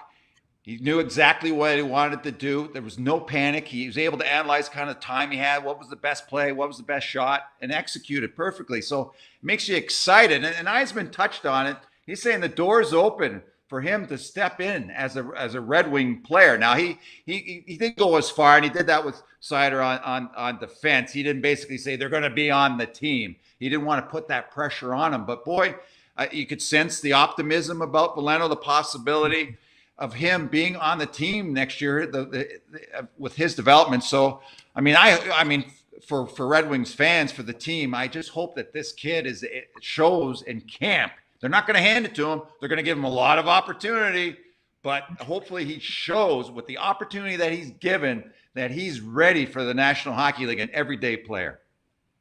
Carly, you asked Steve about a lot of the unrestricted free agents that are going to be having to be dealt with here in just a short while, and it's kind of his next step in the off season. Were you surprised by any of the answers that you got, or were you really just happy to hear that he does plan on giving these guys deals?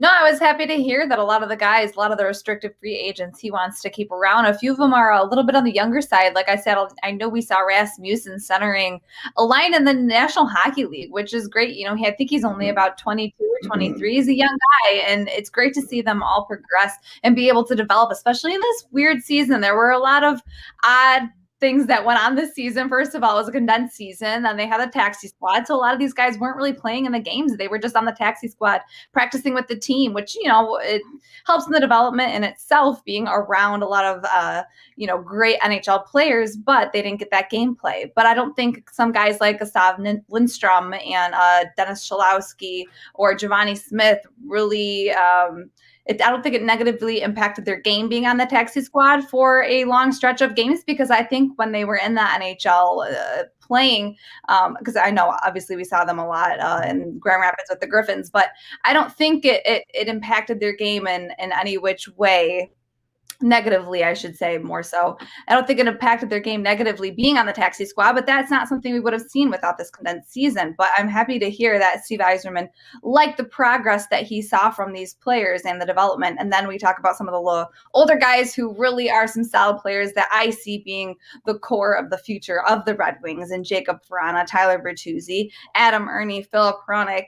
I mean, these are guys that I think obviously he'd have to bring back next season, right? I mean, we'd all be questioning the Yzer plan, as it's so affectionately called, if he didn't bring back Vrana or Hronik or Bertuzzi or Ernie. And I like that he spoke about Adam Ernie, seeing him from an 18-year-old young player to now having this awesome season that he just had. He was my personal MIP, most improved player for the Red Wings. You know, he improved a lot this season, given the opportunity, kind of like what Murph was saying about Veleno. When he's given that opportunity, he'll capitalize on. That's something I saw from Adam Ernie. So I'm happy that Steve Yzerman is confident in these players that we have as restricted free agents and wants to see them back. It's just a matter of arbitration and figuring out contracts, the length, and with the cap salary, what we have going on. We have a lot more space. So I'm excited to see what happens this offseason. It's a very, very busy offseason, especially for Steve Yzerman.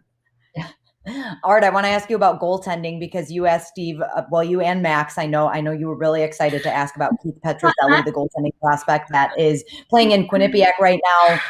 What do you think about the response? I'm sure you were glad to hear that the Red Wings will retain his rights if he decides to return to school, but it's a very interesting situation with him because he seems to be the goaltender of the future, at least in the Red Wings organization. Well, yeah, that's really curious, because then there's a couple of guys from that 2017 class that are going to carry over if they're going to go. Jack Adams is another guy who's going to go to Notre Dame this season, so they'll retain his rights. That was not what I was told originally, but I'm going to go with what Steve told me. I think that's really good. I just want to say this, and I don't know if you're all going to be in agreement, but if Steve qualifies all these restricted free agents that he wants, Red Wings restricted free agents, I'm pretty sure he is not going to get a deal done with any of them until after July 21st. And that reason is because that's the day of the expansion draft. So he might have a deal in place. I'm not saying he does. I'm just saying that if you think, wow, you got to sign so-and-so, what's taken so long, after that expansion draft where he'll sign him, because then he doesn't have to protect him. I think that's how that's going to work out. All right. I dig the predictions, Art. I dig the predictions. You're having a day today. Can't help it. I mean, excited. I'm a little blurry right now. I don't know what's going on. I'm just into it. All right, Ken. But it makes sense, though. It makes sense. Why sign him if you have to protect him? Just say, okay, hey, so-and-so. Yeah, okay. They agree to terms. Yeah, come see me on July 22nd. Once that Kraken roster is set. All right, Ken, now we're going to bounce over to you. Is there anything else that you'd like to add to anything that we've talked about today? We are still waiting on Coach Blashill, who will be taking the virtual podium momentarily. One of the things that stood out for me is I think Steve Yzerman and Jeff Blashill have a really working relationship together. And he brought that out a couple of times during his conversation today and answering the media questions. And I think it's important that you have that type of relationship. Now, what I really like is you don't have a yes man as a coach just saying yes, yes, yes to the general manager. It sounds to me like they both have strong opinions about different players or different situations and how they want or how they view the team going here forward. But I think they respect each other so much that I think Steve Yzerman likes that in a head coach. And I think he was like that with John Cooper when he was with the Tampa Bay Lightning. And, we all know that Jeff Blashill and John Cooper are probably two peas in a pod. I mean, they're both similar type guys. And, they both like their team, their players, and the situation that they're in. So I really feel that sometimes if you bring a new coach in, you got to go through that learning process all over again. But I think Steve understands Jeff Blashill as a person, as a coach, and he sees Blashill improving as well. So I really like that. That's one of the things that really struck me from Steve Yzerman talking is that relationship that he has, and it's a good one. All right, and it looks like we have a comment from YouTube, and it's a comment/question for Larry Murphy. I hear it's about defense. I have not quite seen the question yet. Let's see it. I wish I could snap my fingers and show it. There it is. Okay. All right. We could have a stacked D in a couple of years if everything goes well. And hey, he's not lying when you look at a guy like Moritz Seider and even quietly Albert Johansson, who's also playing in the Swedish Hockey League. Well, you got Johansson, you've got Seider, you've got Hronek. Mm-hmm. He's also Yzerman, as he touched on. Chalosky. He's also got Lindstrom. I mean, there's some numbers there. I think interesting short term. I got the sense that Steve's going to look to sign a defenseman, whether it's at one of his own UFAs like Stahl. I thought Stahl really. Fit the bill of what they expected from him in terms of just being really solid defensively. Of course, they can't sign him at the number that he was at. They just can't fit him in the cap space. But yeah, the defense is going to become stronger over the years. We're going to see, look at the draft this year. There could be more defense added to the roster. So there we go. Sorry. You're hearing Coach Blashill, who's ready to take the podium. Thank you so much for joining us, Larry. Everyone, we'll see you after Coach Blashill. What was your emotion like? I'll start with the conversation. I thought Steve and I, after the season, as he discussed, had a good conversation over a couple of days and talked about a lot of things. And I think I think that communication is critical between a coach and a general manager, and I think being on the same page is critical. And I've enjoyed that part of it with Steve, and I think he, I gained through those conversations. You just continue to gain understanding of each other's direction and thoughts, and I think that's a positive. And ultimately, Brad, I've been a Red Wing for a long time now. Been in this seat for a good amount of time. And I love being a Red Wing. I love being part of this organization. And probably more importantly, though, I want to continue to see this organization, to see this team get to a better tomorrow. And we've been through tough times over the last number of years, and to get a chance to continue to lead this team is I'm very grateful for and very excited. From the outside, a lot of us are under the impression that Steve kind of keeps a lot of you guys on your toes, kind of keeps people in the dark, but he just tells us how much he talks to you, not just after every game, but keeps you, you guys are in lockstep in so much of how all this goes down. Did you feel like you were in the dark about your future going forward, or did you have a pretty good idea that you would be back and it was more about just planning those next steps? Honestly, through most part of the season, that's not really the way that I look at it. And in this business,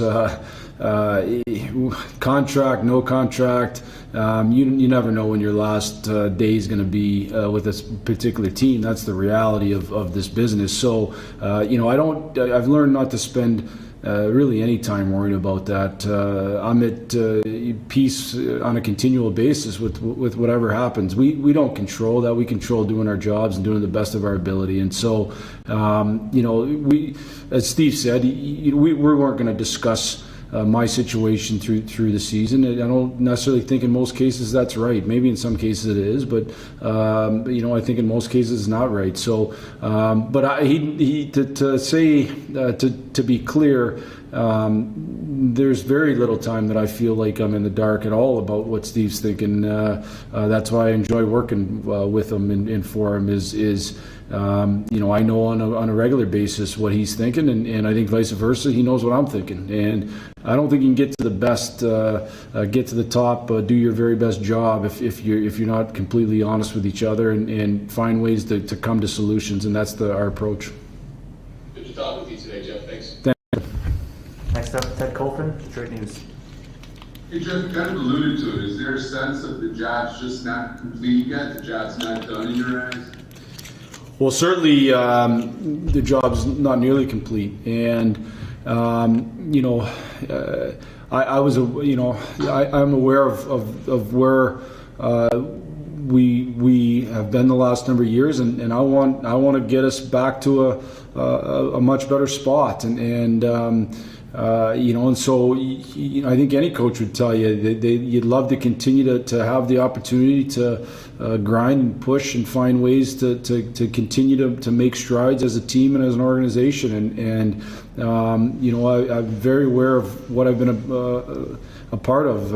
I've been a part of a rebuild, and certainly knew with my eyes wide open that there was going to be tough days and there's going to be struggles. And my job's to try to push us and help our players become the very best they can be, and help push this team to a better spot. And certainly that job's far from over, and we've got tons of work to do.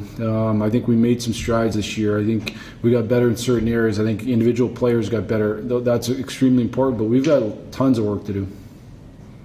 What's one area that you're going to concentrate on? I mean, going forward, where would you want to see you guys improve next season? I think there's too much to say just one. I don't think there's any doubt that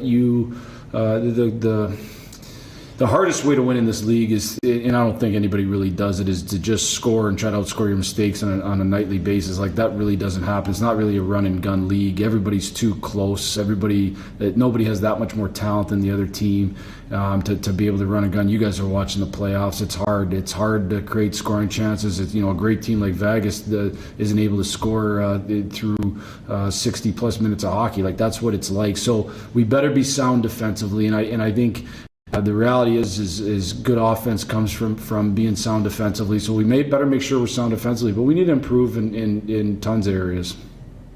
Sounds good. Thanks for this, Joe. Yep. Next up, Helene St. James, Detroit Free Press. Coaching is such a fragile position. They're often the first guys who get their fingers pointed at them. What does it mean to you now to be entering your seventh season as head coach of this franchise? I think it's, as I've said lots, I have perspective, and I think you should, and I've talked to our players about this. I mean, you should generally, on a day-to-day basis, really take stock in the opportunities you have ahead of you. And so, to have had the opportunity to coach this team for 6 years and now go into my 7th year, I take that very seriously, and I'm very grateful for that. And listen, I understand what comes with coaching. I understand that the finger gets pointed at coaches a lot, and that's okay. That's fine. It's not, one thing I think you learn in coaching is to have very, very thick skin and stay off social media. And it took me a while to learn the first part, or the second part, I should say. And I've grown through lots of trials and tribulations in my life, grown to have thick skin. So, I think that's part of it, and I think that's great, and that part's never really bothered me. And just one thing, how has your relationship with Steve evolved since took over a little more than 2 years ago now, in April of 2019? How is it growing? How has it evolved? Yes. Yeah, how's it evolved? I would say, excuse me. I would say that, like any relationship, it grows over time, and I think We've had opportunities to have a lot of discussion. We've had opportunities to know what each other's about, both from a how to play hockey, how to how each other looks at hockey, to what we're about as people. And I think it's really grown because of that. And I think we've had open, honest conversations with each other, and I think when you do that, you give your best chance to grow in terms of that relationship, and it certainly has done that. And just to be clear, your new policy is going to be complete transparency with injuries, right? That's your priority? Negative. Thanks, guys. Yep. Next up, Max Bultman with The Athletic. Hey, Jeff, I just wanted to ask you, with the vacancy, Dan leaves, what is the search, I guess, look like to find an assistant coach? What do you prioritize? Do you go out and ask people, who should I hire? How do you kind of identify candidates and stuff like that? Well, first off, I think Steve mentioned this. When him and I've talked about this, as I said to him, like I want his help. I think it's important that we use all our resources. And what resources? What does that mean? Probably contacts. He's got a wealth of contacts that are outside my contacts, and let's use our contacts. Let's do our due diligence to see what people might be the best fit, who's interested in the job, and I think ultimately you narrow it down and you try to find the very best fit. And I think part of coaching is fit. It's a huge part of coaching, and there's a number of really good coaches out there, and what we want to do is try to find the best fit. And so we'll go through a process. It's not going to be anything quick. There's nobody there that is that we're ready to hire, and on their side, that people have to decide if this position is the right one for them. So it'll be a process we'll go through. And then when you talk about fit, I mean, I don't want to ask you describe your ideal candidate, but what are some kind of big items on that someone you would look for would check in order to be a fit, I guess? I think probably an area, certainly how that coach looks at the power play. The power play is an area that needs to be better, and that's not certainly on any one particular coach or any one particular person. The guys that are on the ice have to do a better job, and we got to do as good a job as possible of preparing them and giving them a plan that works. So, different offensive ideas. I would use probably the word tactician, especially in a guy with an offensive kind of mindset, somebody that brings some different, potentially unique ideas. It's hard to come up with things that are real different or unique in the game. I mean, and that's not necessarily how you win, but ultimately, is there some fresh ideas or unique ideas or different thought process? But from an offensive standpoint, is something that we'd be looking at. And then you mentioned watching the playoffs. I'm just curious, when you watch a game at this time of year, I assume the way you watch it is maybe a little different than you would as a fan. What do you look for when you're watching playoffs right now? It's a little tricky, honestly, during this round, because you end up watching too many games on a night, and you don't get maybe the same feel as if you just sat down and watched one game start to finish. But right now, this is a different year than other years. As a coaching staff, we'll each grab a series and kind of break those series down. And that doesn't necessarily just when you watch at night, but we have opportunity to go back and watch these games on tape and really break the series down and just see what we see, and not necessarily going into it saying, okay, I want to see this. What trends are we seeing? Anything from, how teams are playing, how they're using their players, the decisions coaches are making in critical situations when they're pulling goalies, just to see and see if it's anything that gets our brains thinking as we go into the summer and we start to plan for next season. And the other thing that's different for this season for sure is we didn't play teams outside of our division, so it's and certainly we've watched some of those teams, but now you really get a chance to see some of these series and how they stack up against each other, and so it's been enjoyable so far. And then last thing for me, not asking you to put a timeline on it, although if you want to, you feel free. How far away do you guys think you are from playing at this time of year? I certainly wouldn't put a timeline on it because it's such an unknown that at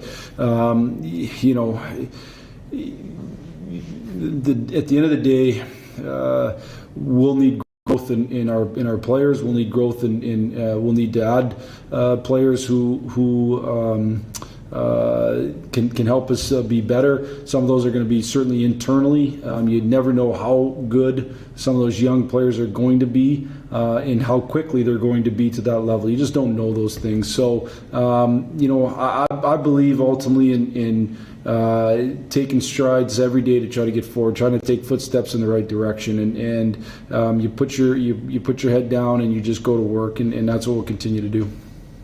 Thank you. Yeah. Next question from Ansar Khan, MLive. Hey, Jeff. In terms of just improving the offense, how much can that be done internally with the pieces that you already have, just with better health and continued growth, or how much of it is just needing help from the outside? I think you touched on part of it for certain is growth and health, and certainly some of the guys that would be or have been higher offensive output guys for us were out for a significant amount of time this year, and that's a hard thing in this league. But I also think obviously we're introducing and have introduced a number of young players over the last couple of years, and we'll continue to do that. And the growth of those players can be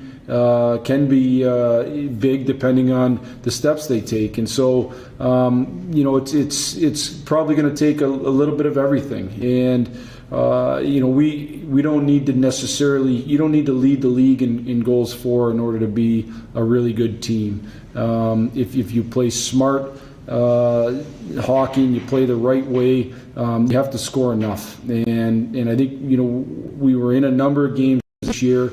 We won a lot of those close games. We didn't win some of those close games. You just got to slowly but surely turn those close games into wins.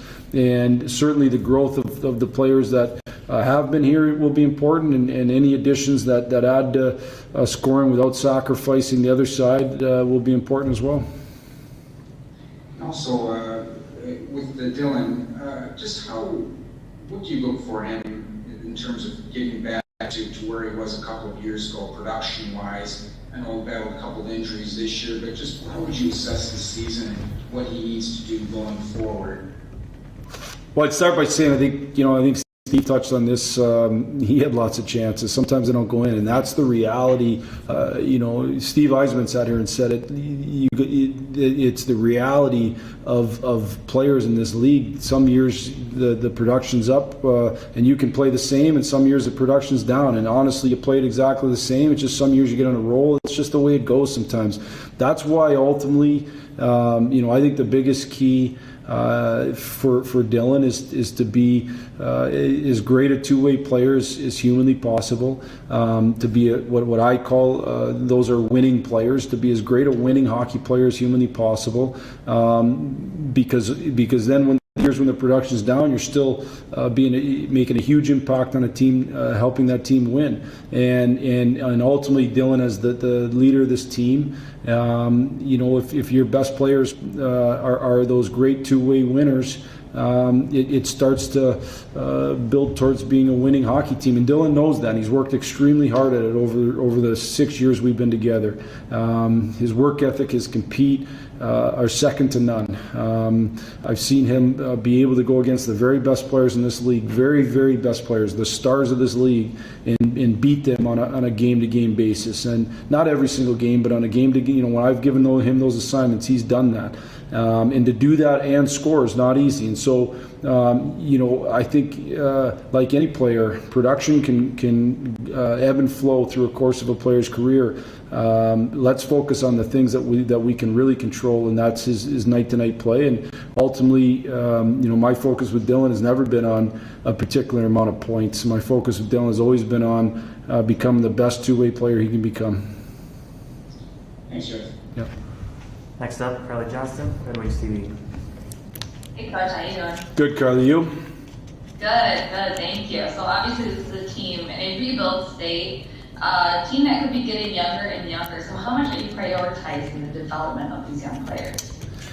I've had the opportunity to work in college and junior hockey in the American League level and the NHL now. And at every level, I've said the same thing. I think development of your players is critical to your team's success. And honestly, it really, it's not, it's still the case no matter how many veteran players you have, no matter how old your team is, or if you have a young team. Now, certainly when you're young, it can be exponentially important.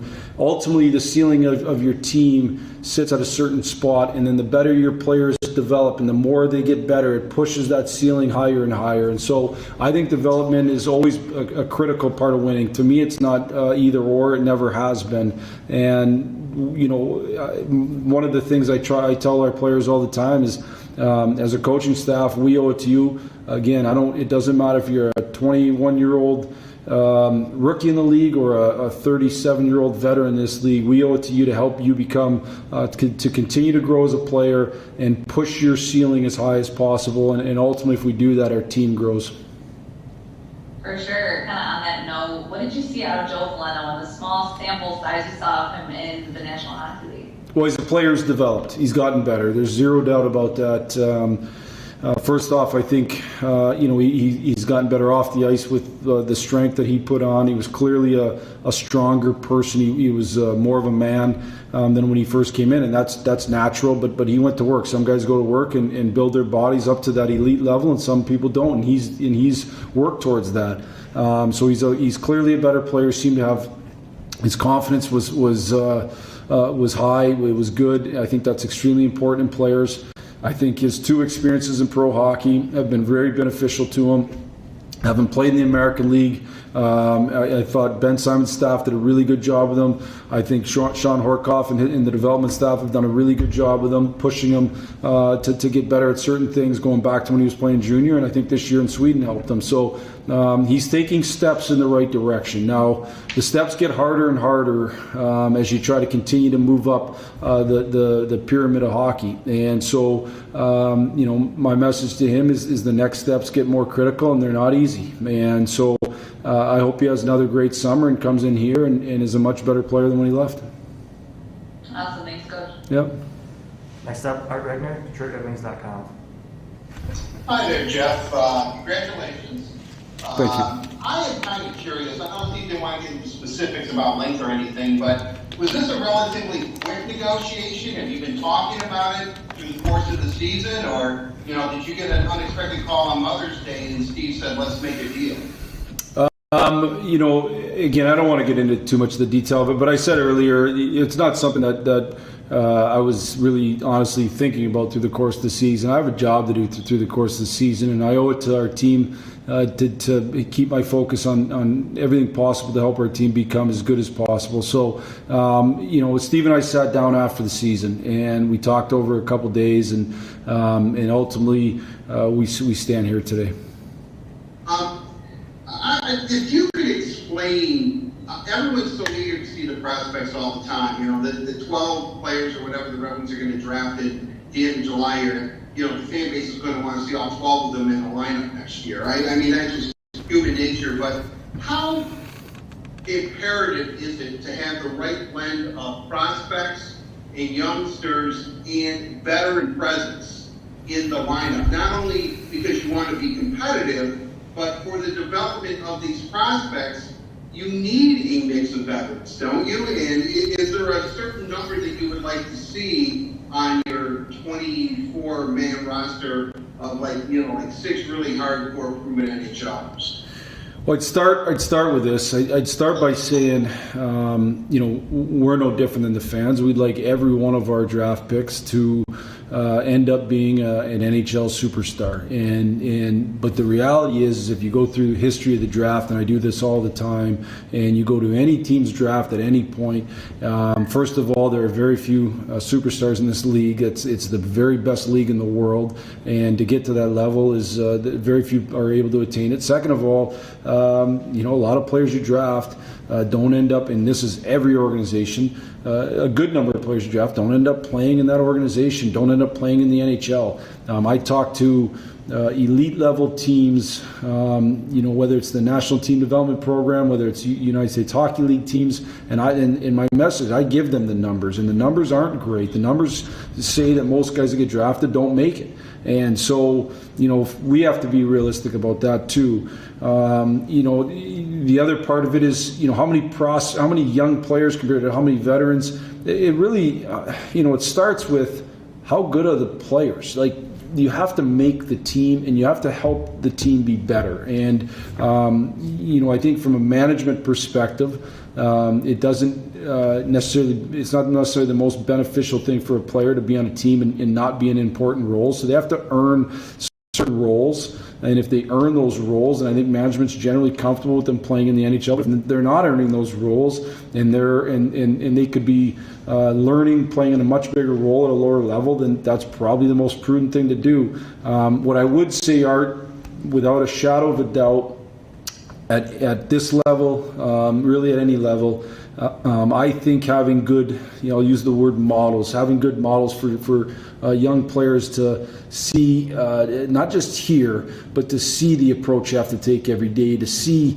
how hard you have to practice, to see how hard you have to go in the gym, when you don't feel like going in the gym because the season becomes the biggest grind they'll ever go through. I think those veteran presence players are extremely important. I think having, I kind of use the verbiage Papa Bears, players who have been through a lot of experiences, who can put their arm around young players and help them work through these, are critical. And honestly, they're more important than coaches. They're critical pieces to the development of young players. And I said this, I think, towards the end of the year. I talked about the veterans that I had when I went to Grand Rapids, and we had 4 guys in Jeff Hogan and Nathan Page and Brendan Evans and Tristan Grant, who we had signed and we had more than that, Francis Perry. We had a number of veterans that I thought did an unbelievable job of helping the young players. And who were those guys? Tatars and Nyquist and Glenn Dennings and Mrazeks, and helping those young players along the way and being great Papa Bears. And I felt that was a huge turning point for the Grand Rapids Griffins becoming a great developmental team and helping then continue on for the Manthas and the Thinaseus and the Bertuzzi's and the guys that have went through it. So I think having veteran presence is a critical piece to the development of young players. Moser was named the best defenseman in the SHL this year. When was the last time you actually saw him play live, Jeff? Has it been over a year? Live, yeah. How eager are you to see him in training camp and see the improvements that he obviously must have made? Because being the best defenseman in the SHL is quite an honor. Well, it's a great honor. It's a great honor. It's a good league. I thought Mo did a really good job in the American League a year ago. I think coming into camp, you're always excited to see the growth of a number of players, and whether it be guys, like I said, that have been around or young players. And so, for when that time comes, when camp starts, and I don't want to take everyone's summer away from them, but when camp starts, it's always exciting to see where guys are at and see the development that they've shown. So, I have watched Mo. I will watch Mo even more through the course of the summer, and have a bit of a feel. But until the NHL is the NHL, and he's going to face challenges here that he didn't face in the American League, that he didn't face in Sweden, and how he responds to those challenges will dictate how quickly he'll have success here. And so, we'll have to all wait and see. Jeff, one final question from me, and I asked Steve this question, and I want to ask you, was there a pleasant surprise on ice this year that maybe something you didn't foresee when the season began, and now that you've had a little over a week to look back on it, that you said, wow, I'm pretty glad that came together. I really didn't see that happen. I don't know if there's one thing. I can't necessarily put a finger on one thing. I thought I thought, our guys did a good job of sticking with it when, after we came out of that COVID and we had those issues and we won, I don't know how many games we lost in that stretch. And I just was really pleased with the way our guys responded then, and I was really pleased with the way our guys continue to respond. I think, again, if there was an area where I would say there was a good area of growth, I think there was good foundation laid for the type of hockey you have to play to be successful. And I thought there was good foundation laid for that. Now we got to build on that starting next year. Great. Thank you, Jeff. Again, congratulations. Yeah. Appreciate it. Thanks, Art. Next up, Carlos Monarez, Detroit Free Press. Carlos, you're on mute.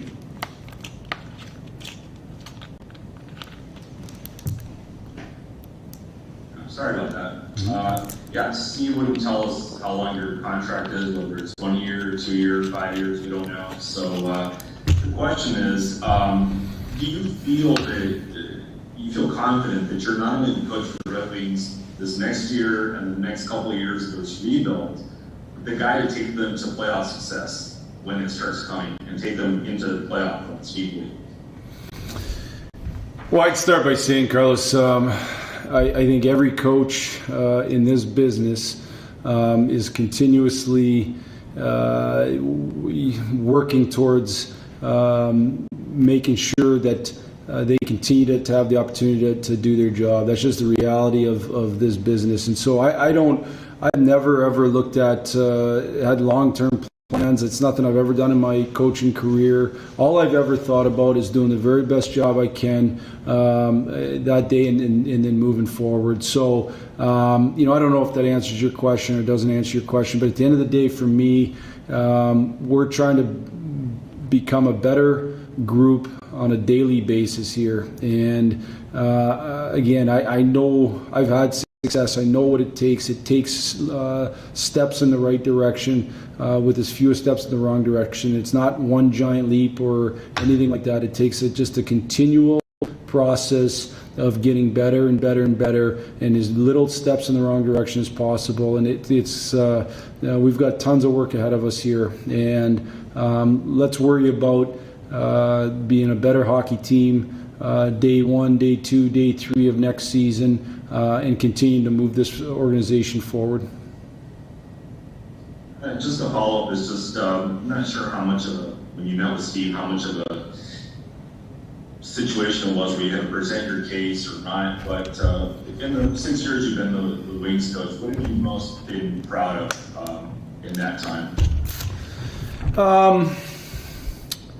I haven't thought tons about that. I would say, I'm proud of the fact that our guys over we've had a tough couple of years here, and I think our guys have continued to not let frustration of the situation take away from our work to build as a group. And that's not an easy thing, and trust me, we all have had our moments of frustration. Coaches, management, players, staff, fans. That's what happens. It's hard. This is not easy business. It's hard business, and I think as a group we've been able to continue to even through those moments and through all the different difficult times and the difficult times we're going to continue to face.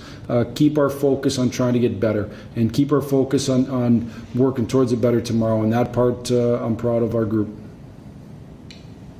The last question, Mike Stone, 97 won the ticket.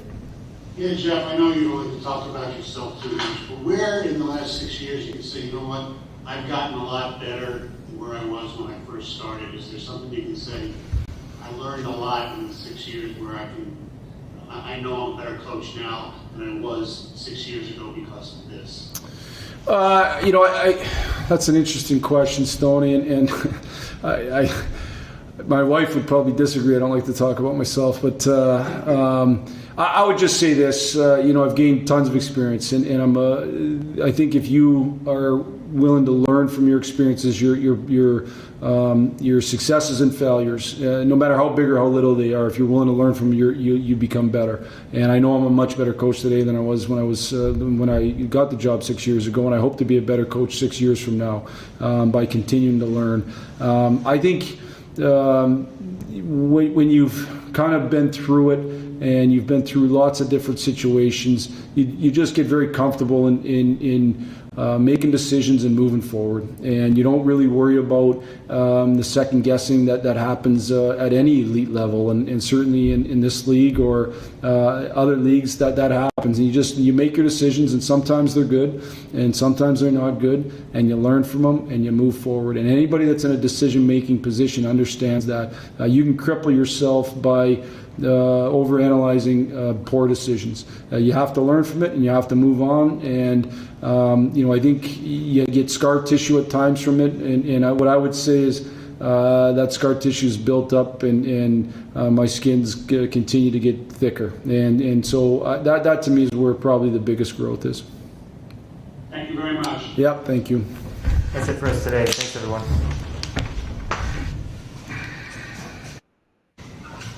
A lot of really good things to take away from hearing from Coach Blashill. Let's bring in Carly Johnston, Ken Kal, and Art Regner, discuss what we just heard from the Red Wings head coach for how many years? We don't know, but he's definitely the Red Wings head coach next year.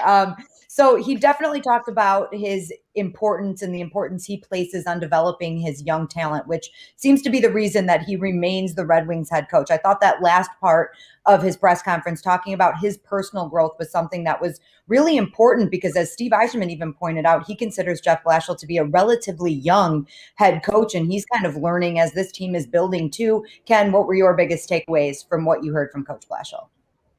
Well, again, I just think that he's got a really good relationship with Steve Yzerman, and I think that's really a big part of the long-term success of this Red Wing team. I believe in the fact that Jeff Blashill says you need to lay the foundation. It's got to be right. It's like building a house. If you have a weak foundation, it's only going to crumble. So, the Red Wings, I think, took steps to improve their team and build that foundation. Now they got to find some offense. And the other part I liked is the fact that Jeff Blashill wants his players currently on this team to get better and especially produce offensively. So guys like Philip Zadina, he scored 6 goals this season. Next year he's got to score 12 to 15, if not more. Robbie Fabry, Tyler Bertuzzi, Dylan Larkin, the same way. But you score those goals without giving up anything, on the other side of the puck too. So I just think that, he's a guy that, really wants to win, and he wants to be a big part of this team, not only today, but in the long term. And, Steve Yzerman was mentioning that in order for him to be successful, Steve put the onus on himself too to stack the team a little bit. It's up to management to make this team better by getting players that are going to help this team get better. So I think they got a good marriage there between Blashill and Yzerman, and looking forward to see what happens next year and in the offseason. Carly, why don't you go next? What did you take away from Coach Blashill? It's really good. I guess we heard from both of them when they said they have a very good relationship and they communicate every single day. I think that's so important. I know we all say, Steve Yzerman, he's so mysterious. We don't really hear from him a lot, but it's good to hear that he and Coach Blash are communicating every single day. Steve Yzerman said that they communicate after almost every single game. So it's really important that they're on the same page and that there's a cohesive relationship for management as a whole for the Detroit Red Wings organization. So outside of that, it's refreshing to hear how much of an emphasis he puts on the development of not just young players, but veteran players as well. You can't grow and you can't have a high ceiling unless you develop continuously. So yeah, I'm doing this development thing that he kept doing. As I said, Coach Blashill is very well spoken, and I'm not reiterating his words as well as he did. But it's very important to raise the ceiling and raise the roof of the team and make sure it's a better team as a whole. But again, not just the development of the young players that they're focusing on, but the development of the veterans. Because, it goes without saying, as a hockey player or as a human, if you're not bettering yourself every day, because you're never going to find the best version of yourself if you don't continue to grow each and every day. And that goes in the game of hockey. And again, like I said, in the game of life. But it's good to hear from Coach Blashill and hear that he's excited to continue to be the Detroit Red Wings head coach as a Michigander himself from, I believe, Sault Ste. Marie. But again, I'm happy to have him on the team for his 7th season as the Red Wings head coach. Hopefully they'll just get a little bit of a record for their head coach. Art, I want to kind of build off of what Carly is talking about, because I thought your question was great. And how important is it to have that mix of veteran players and young players or prospects, however you want to put that. And again, he said it's extremely important because the veteran guys are kind of, what did he say? He said Papa Bear, right? He called him Papa Bear. That's what they do, right? They're mentoring the guys not only on the ice, but off the ice as well. And that kind of leads me back to talking about some of our unrestricted free agents. He even said names like Luke Glendening, and then you've got Darren Helm, Valtteri Filppula, Sam Gagner, Bobby Ryan. You have to assume some of those guys are going to be back in that Red Wings locker room to kind of help these young guys coming in, like Joe Veleno and hopefully a Moritz Seider.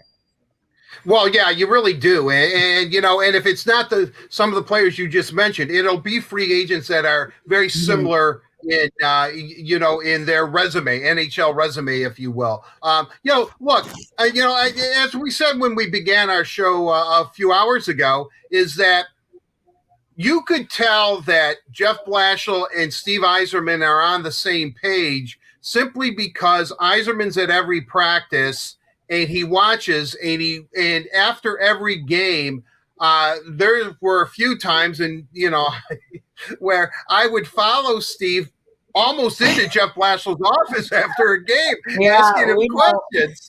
It's true. I've seen him. Yeah, that's happened a few times. He's gracious. I'll give Yzerman that. But I mean, and it's to meet with Blash and talk to him after every game. I think Kenny knows Steve well enough. I know Steve well enough, and I think we know Jeff well enough. If there was friction, we've covered teams for a long time. If there was something that was gnawing at somebody, especially the general manager or the coach, or you would hear it. It would come out a little bit, and that never happened. Steve has always, from the moment he took this job on April 19th, 2019, Blashill had just signed that 2-year extension, and Steve came out right from day one and said, I supported that. I wanted that, because everyone's thinking, well, geez, now you got saddled with this coach for 2 years, even though Kenny Holland, guy that you learned under, made this deal. So, I mean, he has seen something in Blashill that he likes. And I think they understand each other. And I think that the foundation that they're trying to build is is going to be built on the same. They have the same principles. They have the same idea. And I think that that's why this is a really a good match. I thought Blashill handled it well when he was essentially asked, well, okay, when this team's really ready to win and compete, you're probably out the door, right? Or you think you're going to be that guy? And, and Jeff has always maintained, look, you never know when your last day on the job is going to be as a coach. That is the perfect answer, because all he can do, and Jeff has been consistent, is to go out and coach and try to make the Red Wings the very best that they can be each and every day and put his team in the best position to win. Jeff Blashill gets it. That's how he approaches his job. Steve Yzerman understands that and admires him for doing it. That's why at this point where the Red Wings are at, this is a perfect union.